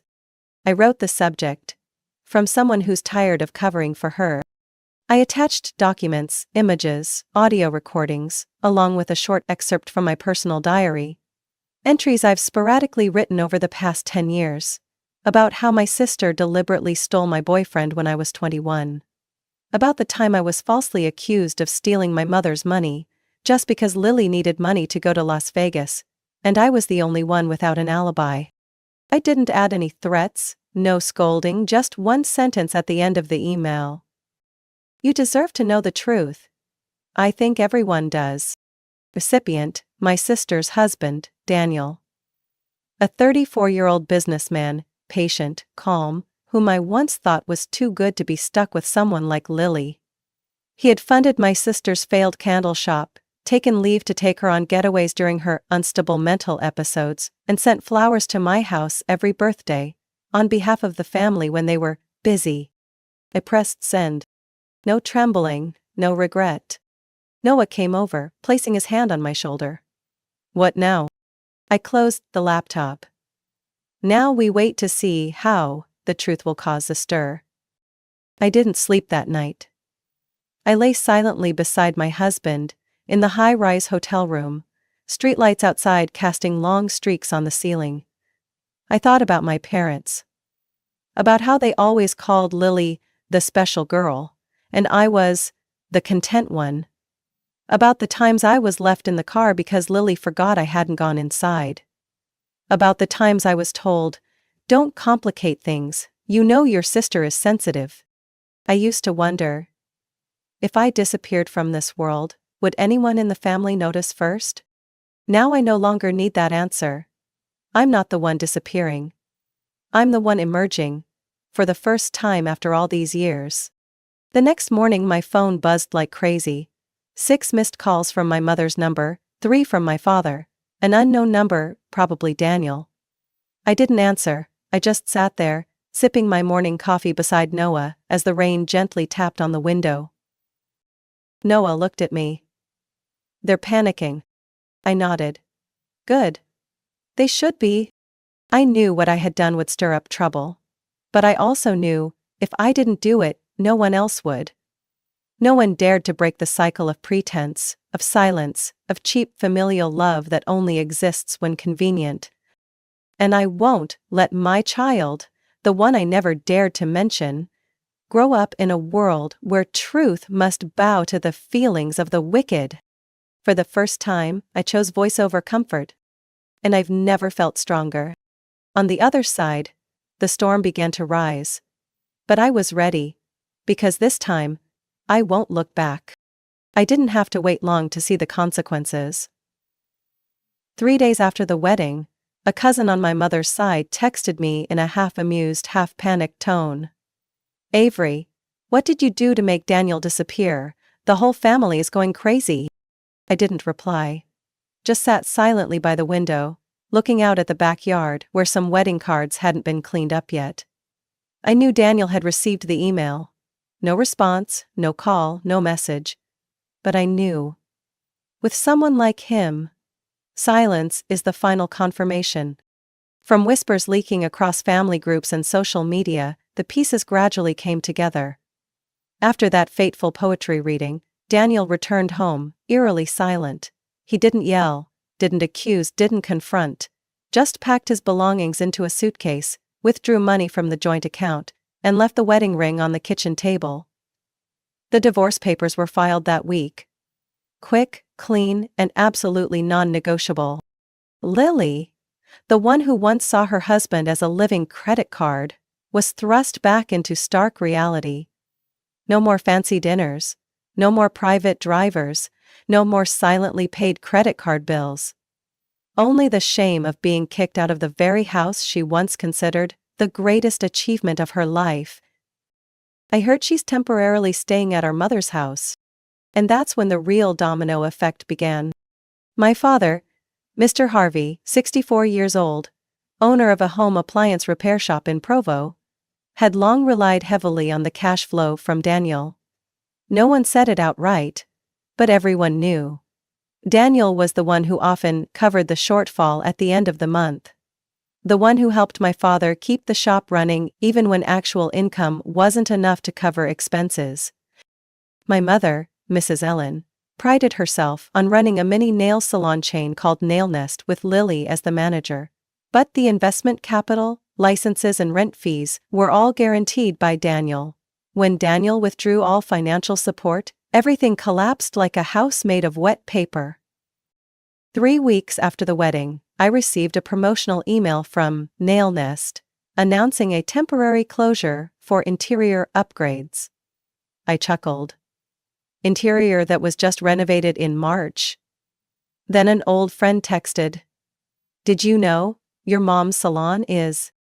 I sat on the sofa, wrapped in a blanket, my abdomen still aching from the early days of pregnancy. Noah was reading emails from his company, but his eyes occasionally glanced toward me. "Are you okay?" he asked. I nodded. "I'm not happy because they're suffering. I just feel relieved that the truth is finally surfaced. The collapse of my family didn't come with a bang. It came with small cracks. A missed electricity bill, a lost lease agreement, an unexpected divorce. But those things didn't make me feel regret. What saddened me was that they had every opportunity to make amends. To see me, to love me as a person. And they threw it all away because of pride. My father once said, "Don't bring shame to the family, Avery." I listened. I didn't bring shame to the family. I let them do it themselves, and this time, there's no one to shield them. Not Daniel, not me. only themselves and the consequences of what they've nurtured. And I haven't pressed stop yet. I once thought I had severed ties from the moment I sent the email to Daniel. But the truth is, I was still bound to them by invisible strings. Bills, loans, foolish financial commitments I had signed just to help the family. 2 years ago, when my mother called in the middle of the night because the hairdryer in the nail nest salon had burned out, I handed over my credit card. When my father asked me to co-sign for a new pickup truck because his credit score wasn't good, I signed. And the emergency fund I set up when I first started working, where I transferred $150 each month in case my mother needed dental work or Lily's bank card was declined, all still there. All silently draining funds from my life that they never appreciated. A week after the wedding, I sat in our new kitchen, hand on my abdomen, laptop open to the financial dashboard. Noah was making tea, watching me from behind but not intervening. He knew I needed to do this myself. I started with the joint bank account with my mother. A fund initially set up to handle emergency bills, now the only place they could still siphon from. I removed my name from it. The monthly automatic transfer to the electric company? Cancelled. The co-signed car insurance policy with my father? I submitted a request to remove my name. It took me nearly 2 hours to clean up all the financial traces I had left in their lives. Each time I clicked unsubscribe, close, terminate, I felt like I was removing another shackle from around my neck. I didn't give prior notice, no warning letters, no heartfelt messages. I no longer had an obligation to be gentle with those who abandoned me on my wedding day, and called it a family choice. My disappearance didn't come with screams, no tears, no kitchen arguments or lengthy text messages ending with, "Mom just wants what's best for you." I simply stopped appearing. I vanished from their financial world, as if I had never been there. 3 days later, my mother texted, "Sweetheart, why was my phone bill payment declined?" I looked at the screen, set the phone down without replying. A week later, Lily emailed me. "The emergency fund account is no longer active. Is there an error?" No error. I had just awakened. 2 weeks later, my father called. This time I answered, just to say one sentence. "From now on, you and Mom should learn to take care of yourselves. I'm no longer there." He was silent. I heard my mother's sharp breathing on the other end. But no one said anything else. I hung up. No trembling hands.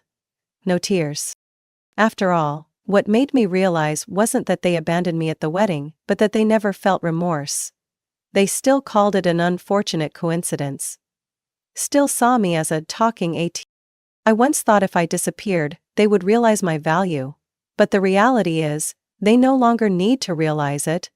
I no longer exist in their world. And that's the best decision I've ever made.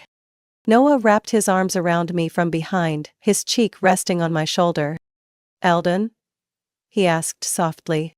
I nodded, closed my eyes. "Finally done." He said nothing more, just held me tighter. In the silence of that brightly lit kitchen, I felt like I was living my life without needing permission.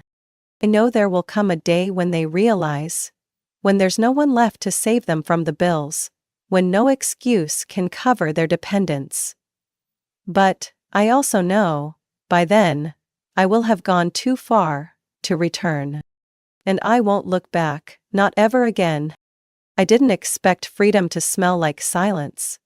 Not the empty kind when you're ignored in your own home, but a deep silence, like standing atop a hill, wind blowing through your mind, carrying away all the burdens I've borne for nearly 3 decades. After completely cutting ties with my parents and Lily, I waited for a sense of guilt to wash over me. But it didn't. The only thing I felt was relief. As if I had finally removed the stone backpack weighing down my back for almost 30 years. Noah and I spent an entire Sunday afternoon sitting on the living room floor, surrounded by paint samples and house design plans. We didn't need to speak loudly. Everything just happened. a kind of unspoken understanding between two people who chose each other and chose right. "I'm thinking," Noah said, holding up a charcoal-colored kitchen tile sample, "we should choose a small town. Not near Provo, not near Seattle, a completely new place." I looked at him, smiled. "I think we deserve a completely new beginning." We started looking into the outskirts of Oregon, places with fresh air, trees, and no past lurking in every corner. I found myself breathing more evenly each time I thought about that place. A small wooden house, a balcony facing the pine forest. Kitchen windows overlooking the backyard. A room for the baby. The baby. I discovered it on a Wednesday morning, a few weeks after the wedding. Still that dull morning stomach ache, the sudden nausea from the smell of coffee, and I couldn't remember the last time I had my period. I didn't say anything to Noah, just quietly went to the pharmacy, bought a test, and sat in the bathroom, heart pounding like a drum. As I saw two clear pink lines, I sat there for a long time, back against the wall, hand on my still flat abdomen, lips pressed tightly, but tears streaming uncontrollably. Not out of fear, but because I never thought I'd be given the chance to raise a child without being haunted by what I had endured. That evening, I told Noah while he was grilling sandwiches. "Honey," I whispered, "we're going to have a baby." He turned sharply, the slice of cheese in his hand falling onto the counter. "Really?" I nodded. "I checked 3 times. Noah stepped over, bent down, kissed my forehead. No flowery words, just a tight squeeze. "We're ready." I smiled, truly believing in that statement. A few days later, my phone buzzed continuously. Mom calling, Lily texting.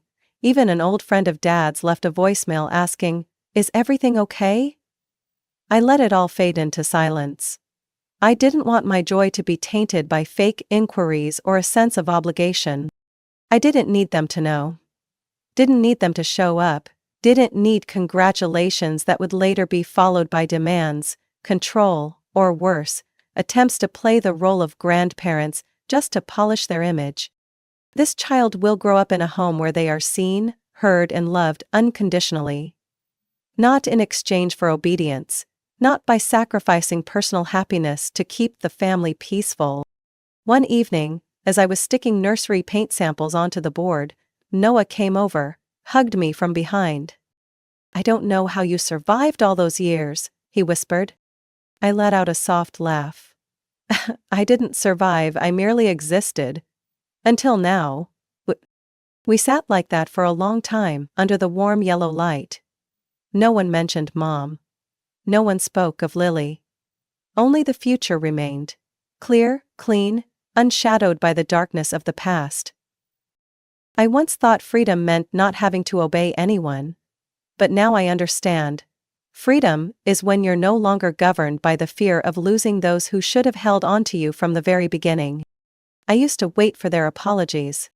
Now, I'm busy folding pastel blue baby clothes, and I no longer look back. That day's rain was unlike the usual showers in the outskirts of Oregon. It poured down as if the sky itself was trying to wash away something rotten, old, and persistent. I was sitting on the bench by the window, folding baby clothes, when the doorbell rang. Not once, not twice, but 5 consecutive times, urgent like a warning. Noah was working in the study, but I knew he heard it too. We exchanged glances, a flicker in his eyes. "It's them." And I knew he was right. I stepped into the hallway, peering through the peephole. My father stood there. His old wrinkled suit soaked with rain, face flushed, jaw clenched. Beside him was my mother, Ellen. Her face pale, clutching her purse tightly, eyes devoid of the pride they once held. And Lily, no lipstick, no luxurious fur coat. Just a drenched, pale shadow, standing under the eaves, dragging a scratched old suitcase. I didn't open the door immediately. I just stood there, hand resting on my belly. A reminder that I no longer lived for them. When the door opened, the scent of rain swept into the house along with 3 familiar faces. Yet they had never seemed more foreign. No one smiled. No one feigned politeness. They stepped in, as if reclaiming something that belonged to them. "We need to talk," my mother began, her voice trembling, unclear whether from cold or anger. "I didn't invite anyone," I replied, standing squarely in the doorway. "This isn't the time to be stubborn, Avery," my father growled. "The family is falling apart. You caused this. Now you have to fix it." I stifled a laugh. "Me? Caused what exactly?" "Daniel left Lily. Mom's salon had to close. Dad's store is drowning in debt. Everything started with that damn email," my mother nearly screamed, tears streaming down her face, mixing with the rain in her hair. Lily remained silent, but her eyes burned with resentment. "You can destroy my life and feel nothing?" I crossed my arms, looking each of them in the eye. "I didn't destroy anything. I just revealed what was always there. Whether people choose to believe it or not is up to them." My father stepped forward, his wet shoes leaving dirty tracks on the wooden floor. "Listen, you can't let the family drift apart like this. You owe us. Now you have to call Daniel, clean up your mess. If not..." I raised my hand to signal him to stop. "Or what?" I asked, my voice as steady as a blade. "More threats? Call me a traitor again? Or throw me out like you did when I refused to give more money?" My mother burst into sobs. "You can't treat me like this. I gave birth to you." "But you never raised me as a human being," I said slowly. "And now, you're standing in my house, uninvited, without permission, demanding I untangle the consequences of the family's own choices." No one spoke. Only the rain intensified, pounding against the windows, emphasizing the inescapable tension. I turned back into the house. "Noah." He stepped out, phone already in hand. I nodded. "We'll call the police if you don't leave," I said, setting a boundary not with tears or endurance, but with the law. My father recoiled. "You wouldn't dare." "He's already calling," I pointed.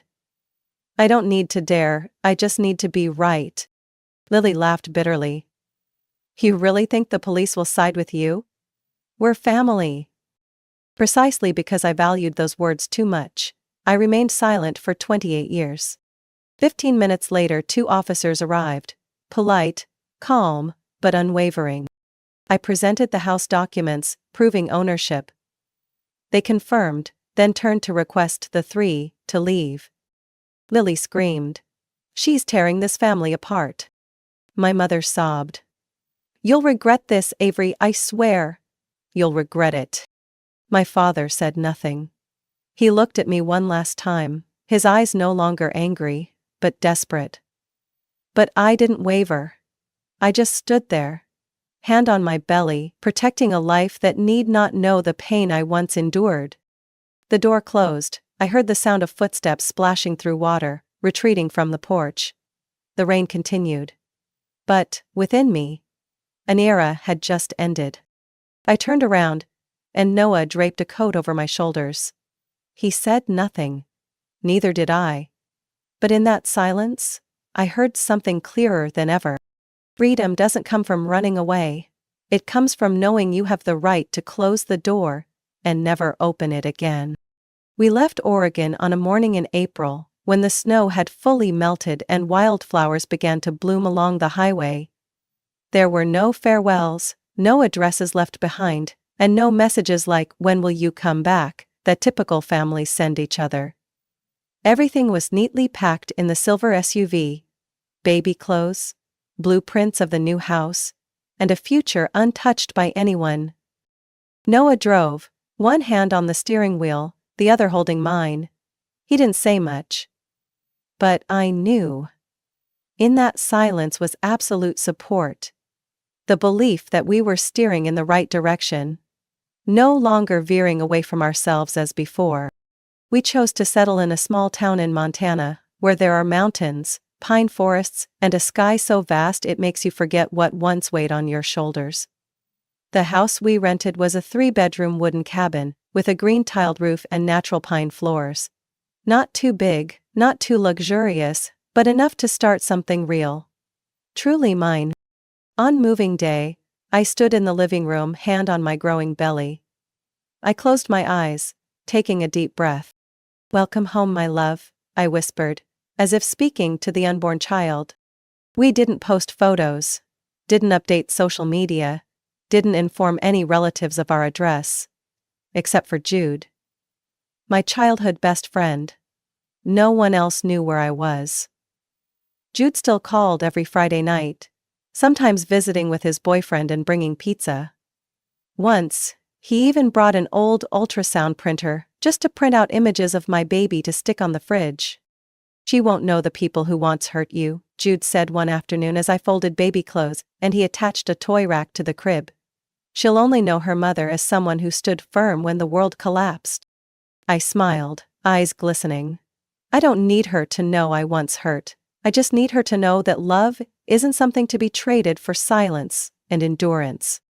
I once considered sending my mother an ultrasound image. Then, I put down my phone, locked it, and went to water the plants. This child will grow up with a name unknown to anyone from my former family. My child will not have to bow their head at family dinners because they don't get along with your sister or because your father is tired, don't bother him. They will experience genuine tenderness, unconditional. And I will teach them what I was never taught, that love should never be accompanied by fear. One evening, as Noah and I sat on the porch, cool breezes rustling through the pine trees, he asked me, "Do you have any regrets?" I was silent for a moment. No. I didn't go too far. They just never thought I would dare to leave. That statement hung in the air, a final word on all the things left unsaid. A few months later, I gave birth to a daughter. On a sunny morning, with no one crowding outside the hospital window, no voice calling my sister's name instead of mine, no sarcastic remarks about, "Can you even afford to raise a child?" Only Noah, holding my hand throughout labor, and Jude, standing outside the delivery room, holding a small bouquet and crying upon hearing our baby's first cry. We named her Clara. It means clarity, purity. Something I was never allowed to be as a child. I write in a journal every day, telling her about our new life, little stories from the backyard garden. About her first time rolling over, or how her eyes light up every time she sees her father. And at the end of each page, I always write, "You were born to someone who was once abandoned, but will never let you feel that way." A new beginning doesn't mean forgetting the past, but it is the right to choose not to let the past define us. I don't need to forgive those who never apologized. I just need to live better, stronger. Not to prove anything to them, but to protect the one good thing they never had the chance to harm. Clara will not know that her maternal grandparents once called her mother a disappointment. Will never stand trembling behind a door because her sister shouted that she's just jealous. Chauvin Puebla. She will grow up in a family where phrases like, "We're proud of you," are not just empty slogans. And I, the one who once stayed silent, once waited, once swallowed tears, have now truly stepped out of the shadows. However, from a daughter deemed invisible within her own family, Avery has courageously moved beyond pain, severed toxic ties, and built a new life filled with love and respect. She chose not to retaliate with anger, but by living a better life. For herself and her daughter. Avery's story reminds us that sometimes, the bravest act is not to forgive, but to dare to leave, to start anew, and to prevent the past from repeating in the next generation. What are your thoughts on Avery's choice? Was she right to set boundaries and create a new life? Share your thoughts below and don't forget to follow the channel to not miss the next emotional family stories. I am Margaret, a 55-year-old internist at a major hospital in Chicago. For the past 30 years, my husband David and I have built a stable and fulfilling life together. Both of us worked in the medical field, enduring long shifts that often stretched late into the night, with exhausting overnight calls that left us with nothing more than a quick kiss in passing. But we never complained. The work was demanding, but in return, we had a warm home, financial security, and 2 sons. Ethan and Lucas, whom I have always been proud of. Ethan, my eldest, is now 30 years old, intelligent, determined, and always aiming for something greater. Even as a child, his ambition was evident, and I once believed it was a good thing. What parent wouldn't want their child to be successful? But over time, I saw that ambition morph into something else. Ethan was no longer the boy who found joy in sharing his victories with his younger brother. Instead, he became someone who constantly calculated what he could gain. Lucas, my younger son, 27, is the complete opposite of his brother. While Ethan was always busy strategizing his next career move, Lucas embraced a slower, more artistic life. He loved art, had a passion for painting and tattoo design. I knew David had been disappointed when Lucas chose not to follow the family's medical path like his parents and older brother, but I wasn't. My son had talent, and I believed that everyone has the right to pursue their passion. Our life seemed to be following a peaceful and predictable path. A spacious suburban home, 2 rental properties that David and I had invested in over the years, and cozy family dinners at the end of long days. It painted the picture of a perfect, happy family. But then Amanda appeared. Amanda was Ethan's fiancée. From the first moment I met her, I felt something was off. She was young, beautiful, stylish, and carried an air of confidence that felt more like entitlement.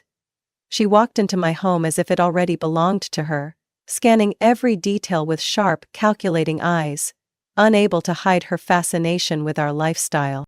"You have a lovely home," she said, her voice sweet but laced with something else.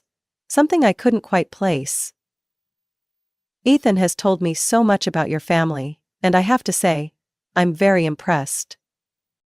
I smiled politely, but inside, a quiet alarm had started ringing. I was not someone easily swayed by flattery. I had met many people in my lifetime, and I could tell the difference between genuine warmth and someone who was simply playing a game to get ahead. I should have trusted my instincts that day. But I didn't. And that was my biggest mistake. David passed away on a gloomy autumn morning. Even though I had prepared myself for it, I still couldn't accept the reality. A year of battling pancreatic cancer, enduring painful rounds of chemotherapy. Yet in the end, David couldn't win. The man with whom I had built this life, my companion for over 30 years, was now just an irreplaceable void. The days that followed were a blur, a mix of grief and responsibility. I didn't have time to fall apart. The funeral had to be arranged, legal paperwork needed to be completed, and above all, I had to stay strong for my children. Ethan and Lucas reacted to the loss in their own ways. Lucas withdrew into himself, spending hours in his room sketching vague, abstract drawings. His pain was quiet, unspoken, unassuming. Ethan, however, was different. Right after the funeral, he came to me with a stern expression. "We need to talk," he said, his voice dry. I knew this conversation was coming. I just didn't expect it to happen so soon. We sat at the dining table, a place that, just a week ago, had been the center of our family gatherings. Ethan didn't waste time. He got straight to the point. "Mom, Dad left a will, didn't he?" I set my teacup down, feeling a weight in my chest. "Yes," I answered slowly. "Your father made all the arrangements before he passed." Ethan nodded, his sharp gaze calculating. "So, how is the estate being divided?" I took a deep breath, keeping my voice steady. "All assets are in my name, as your father arranged. That includes this house, the 2 rental apartments, and all our savings." Ethan blinked, his expression shifting for a brief moment before he masked it. "Are you planning to redistribute the assets?" I had anticipated this question. "Yes," I said. "I want both of you to have a strong start. But this estate is the result of both your father's and my hard work. I will retain control, but I have decided that each of you will receive one of the rental apartments. Additionally, I will set aside $200,000 for each of you as a financial foundation." Ethan raised an eyebrow, his lips pressing into a thin line. "So, you're keeping most of the assets?" I nodded. This was your father's decision. He wanted to ensure that I wouldn't face financial hardship in the future. Lucas, who had been silent until now, finally spoke up. Mom is doing the right thing, Ethan. It's not like we're struggling. Ethan turned to Lucas, his frustration evident. Do you even know what the real estate market is like right now? Those apartments are worth at least $500,000 each, and she's only giving us $200,000 in cash? What about the rest of the money? A sharp pang hit my chest at my son's words. Then, I said, my voice firm. I am not only giving you anything. Your father and I worked hard for these assets, and I've thought carefully about this decision. I am not obligated to split everything immediately. His hands clenched, his face tight with disappointment. I see, he said slowly, enunciating each word. So, you want to keep control of everything. Lucas sighed. Ethan, this isn't about control. This is Dad's final wish. We should respect it. Ethan glanced at his brother before turning back to me. Fine, but I want this in writing. No one changes their mind later. I nodded. Of course. As Ethan walked away, I knew he was far from satisfied with this arrangement. And I knew this wouldn't be the end of the conflict. In fact, it was only the beginning. About 6 months after David passed away, Ethan came to visit me with Amanda. I knew this was bound to happen sooner or later. Although I had met Amanda a few times before, this was the first time she officially visited my home as Ethan's fiancée. That afternoon, I prepared tea and tidied up the living room to welcome them. Lucas was there too, but he sat quietly on the couch, occasionally glancing at his brother with a wary expression. He had never really liked Amanda, and I couldn't blame him for that. As soon as the door opened, Amanda walked in as if she owned the place. Dressed in a form-fitting designer dress, her handbag sparkling under the light, she scanned the room with a self-satisfied smile. Aunt Margaret, it's been so long, she said. Her voice so sweet, it felt insincere. I gave a polite smile. Hello, Amanda. Hello, Ethan. Have a seat. Ethan looked excited, but there was something in his eyes that made me uneasy. He wasn't just here for a visit. After some small talk, Amanda placed her teacup on the table and leaned back into the chair, as if she were completely at home. Mrs. Margaret, Ethan and I have been planning our wedding. I want it to be perfect, a truly memorable event. I nodded. A wedding is a big occasion, I understand. She flashed a bright smile before shifting her gaze to Ethan, as if prompting him to continue. We've found a really special venue for the rehearsal dinner, Ethan said carefully. It's a luxury hotel downtown. Top-tier service, beautiful ambiance. The only issue is... He hesitated, then rushed through the next part as if hoping I wouldn't dwell on it. The cost is around $35,000. I set my teacup down and stared at my son. How much? I asked, my voice calm but firm with disbelief. Amanda smiled, her tone light but unwavering. Just $35,000, Mrs. Margaret. Given the scale of our wedding, that's a perfectly reasonable amount. I looked at Ethan, hoping to see some sign that he understood how absurd this request was. But his gaze avoided mine. I took a deep breath. Ethan, I've made it clear from the beginning. I'm willing to support you and Lucas financially, but I am not a bank. $35,000 for a rehearsal dinner? That's an outrageous expense.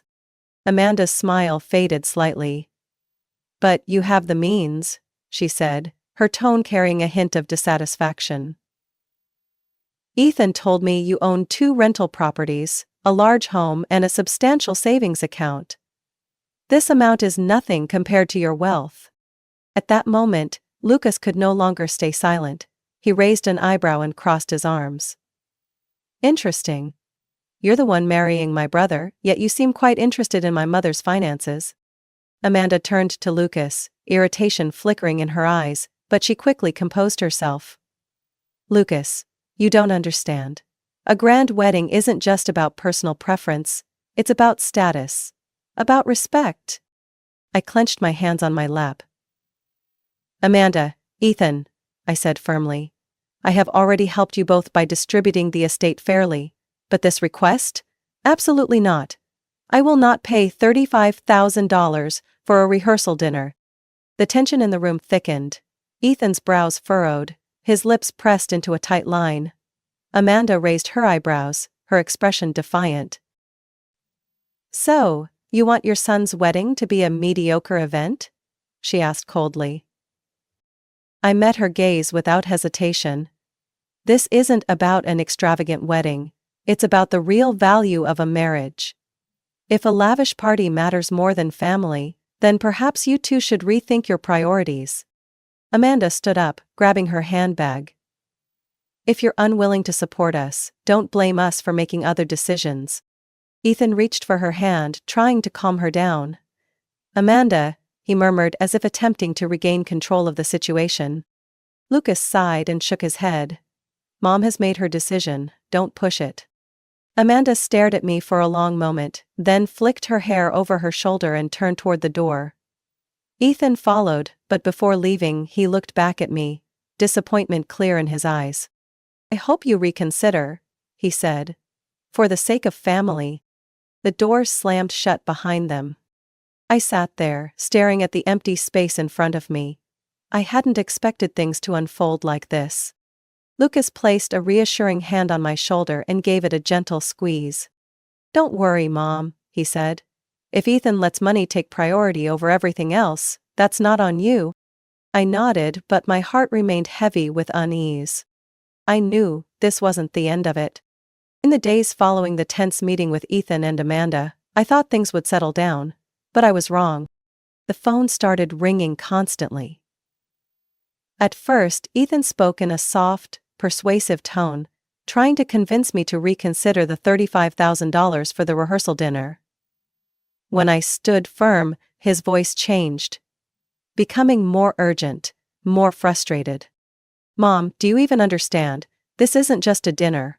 This is about how Amanda's family sees us. If you don't help, I'll look like someone who has nothing. I gripped the phone tightly, forcing myself to stay calm. Ethan, I've already helped you so much. 2 apartments, a substantial amount of cash. That's what your father and I could do for you. But I will not throw tens of thousands of dollars into an extravagant party. Ethan took a deep breath on the other end of the line. Do you even know how wealthy Amanda's family is? They're spending over $500,000 on the wedding. Don't you feel embarrassed that your own son can't contribute even a small portion? I closed my eyes, feeling my heart clench. Ethan, a wedding is not a financial competition. But you have the money, you have over $1 million in savings. Why are you being so selfish? His words hit me like a slap in the face. I never imagined the day would come when my own son would call me selfish just because I refused to throw money away. I tightened my grip on the phone.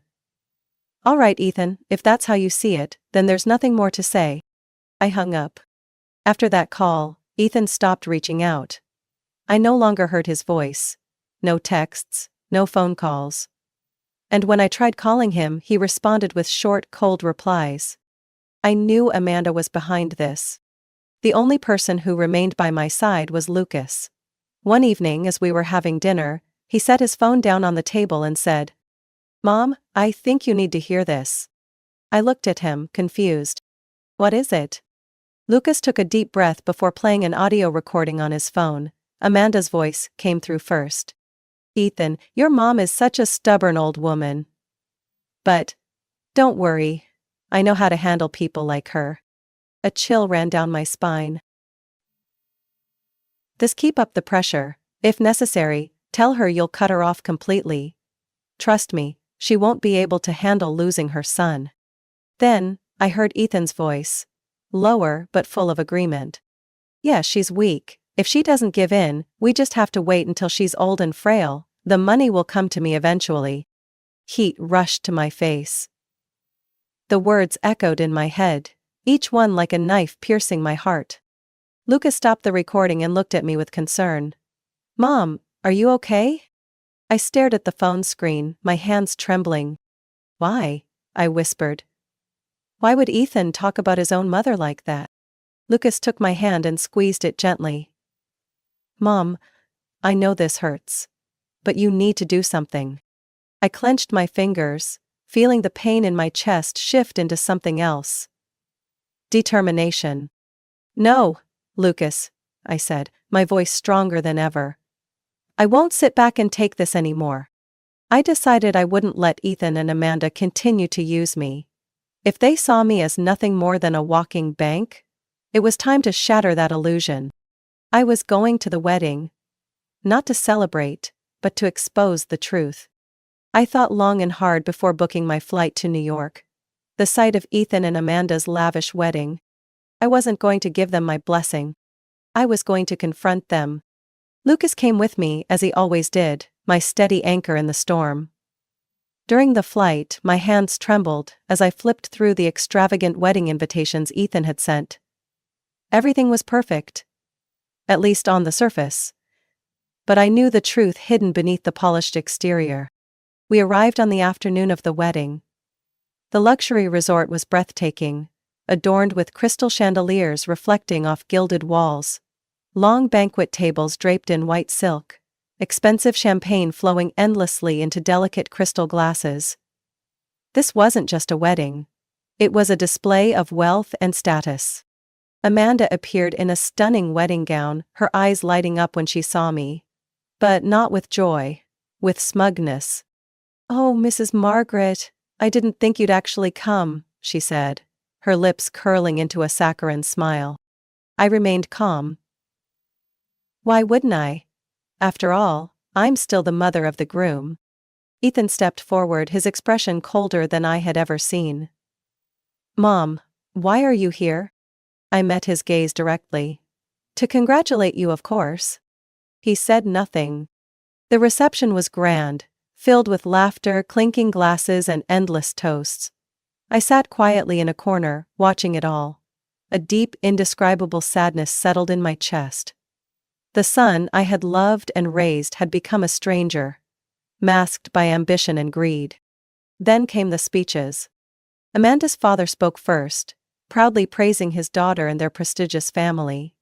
Next was Ethan, who thanked everyone and, most of all, Amanda. "The woman who changed my life." Then, the microphone was passed to me. I stood up, feeling every eye in the room shift toward me. "I came here today not just to celebrate my son and his bride," I began, my voice steady, "but to share something important, something that many of you don't know." The room grew silent. Amanda narrowed her eyes, while Ethan leaned back in his chair, arms crossed. I took out my phone and played the recording Lucas had given me. Amanda's voice filled the grand ballroom. "Ethan, your mom is such a stubborn old woman, but don't worry, I know how to handle people like her." The clinking of glasses stopped. Guests turned to stare, whispers rippling through the crowd. "Just keep up the pressure. If necessary, tell her you'll cut her off completely. Trust me, she won't be able to handle losing her son." The air was thick with tension. I saw Amanda's face drain of color. But the recording wasn't over. Ethan's voice came through next, clear as day. "Yeah, she's weak. If she doesn't give in, we just have to wait until she's old and frail. The money will come to me eventually." A stunned silence fell over the room. Gasps of shock. A few guests covered their mouths. Others glanced at Ethan with disbelief and disgust. I stopped the recording and looked directly at my son. "This is how you see me, Ethan?" I asked, my voice shaking. Not from fear, but from heartbreak. Ethan shot up from his chair. "Mom! You recorded me?"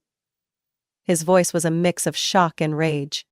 Amanda turned to him, desperation flashing in her eyes. "Say something," she hissed. But Ethan had nothing to say. The truth was undeniable.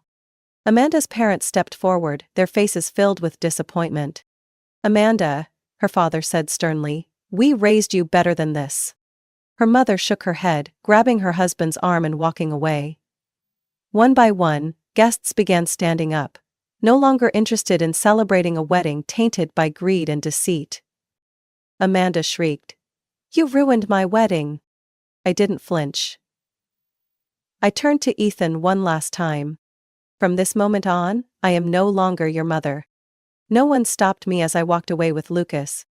The ballroom doors closed behind me, but I knew this wasn't a tragic ending.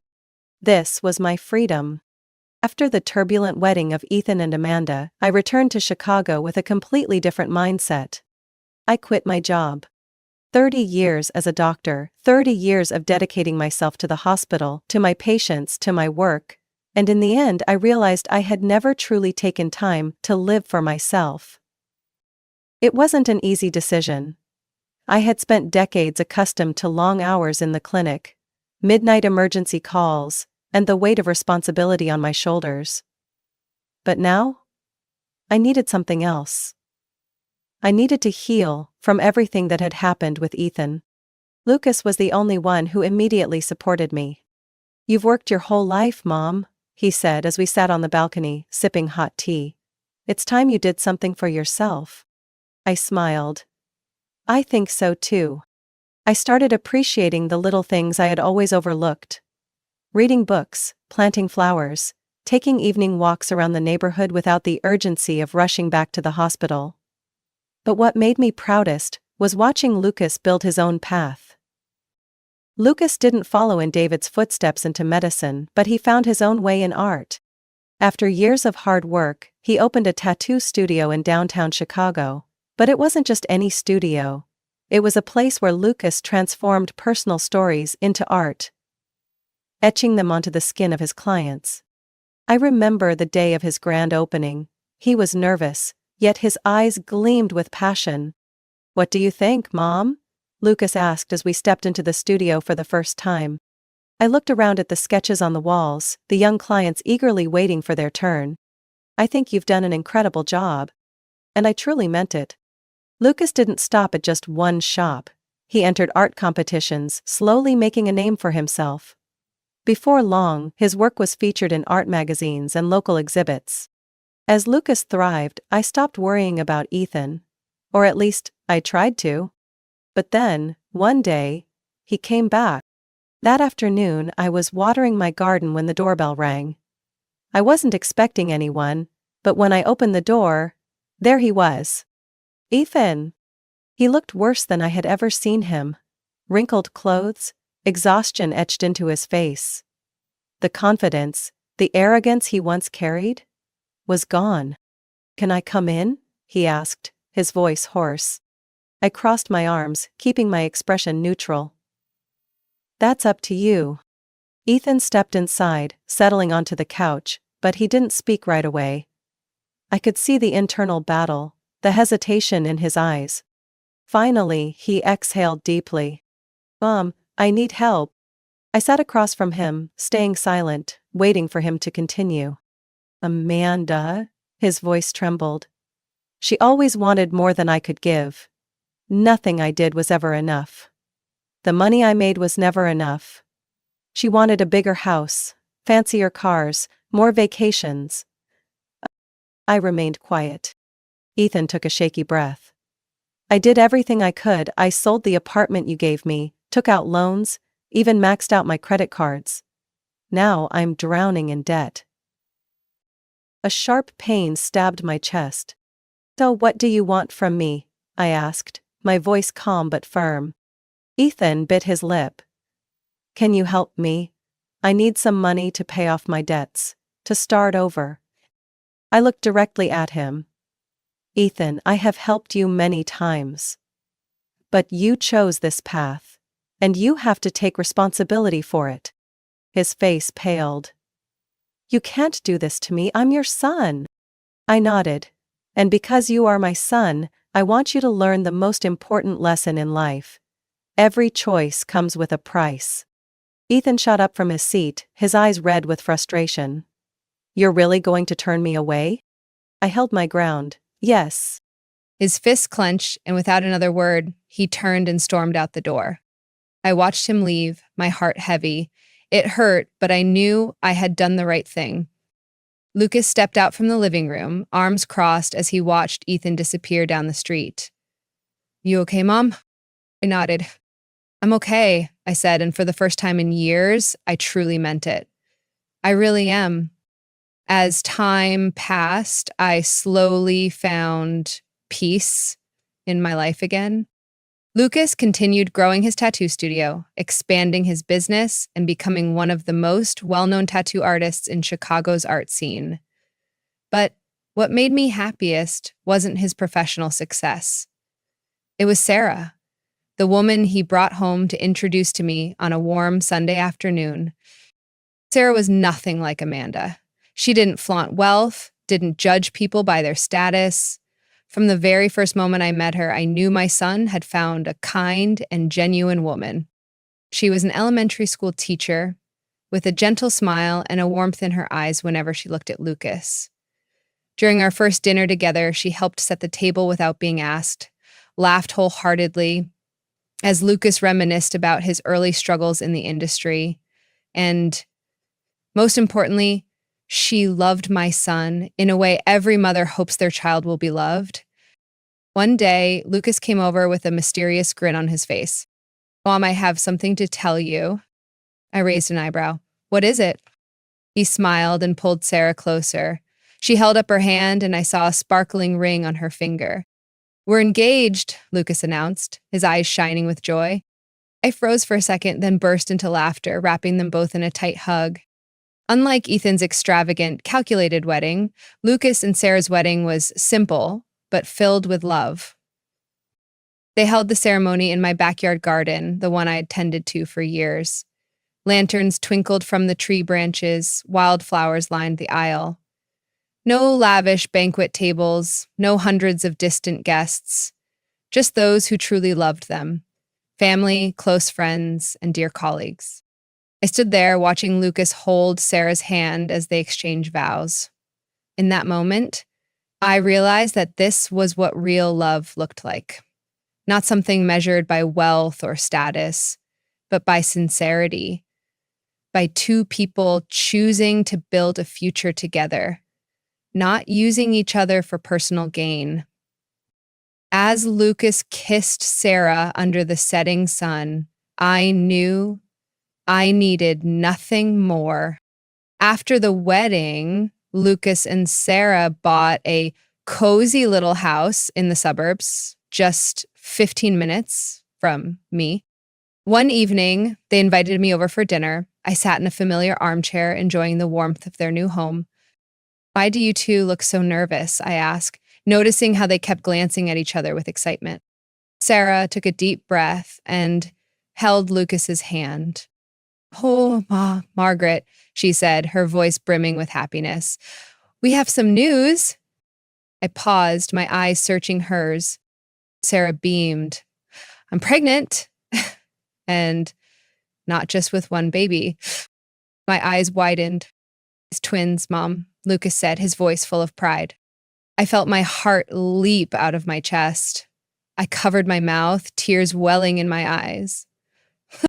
"Oh my goodness, twins?" Sarah nodded and Lucas laughed. "Looks like you're about to become the busiest grandma in Chicago." I laughed through my tears. I had never expected to feel this kind of joy again. A new beginning, a new happiness. I hadn't heard from Ethan since the day he came asking for money. But one day, I received an unexpected call from a distant relative. "Margaret, have you heard about Ethan?"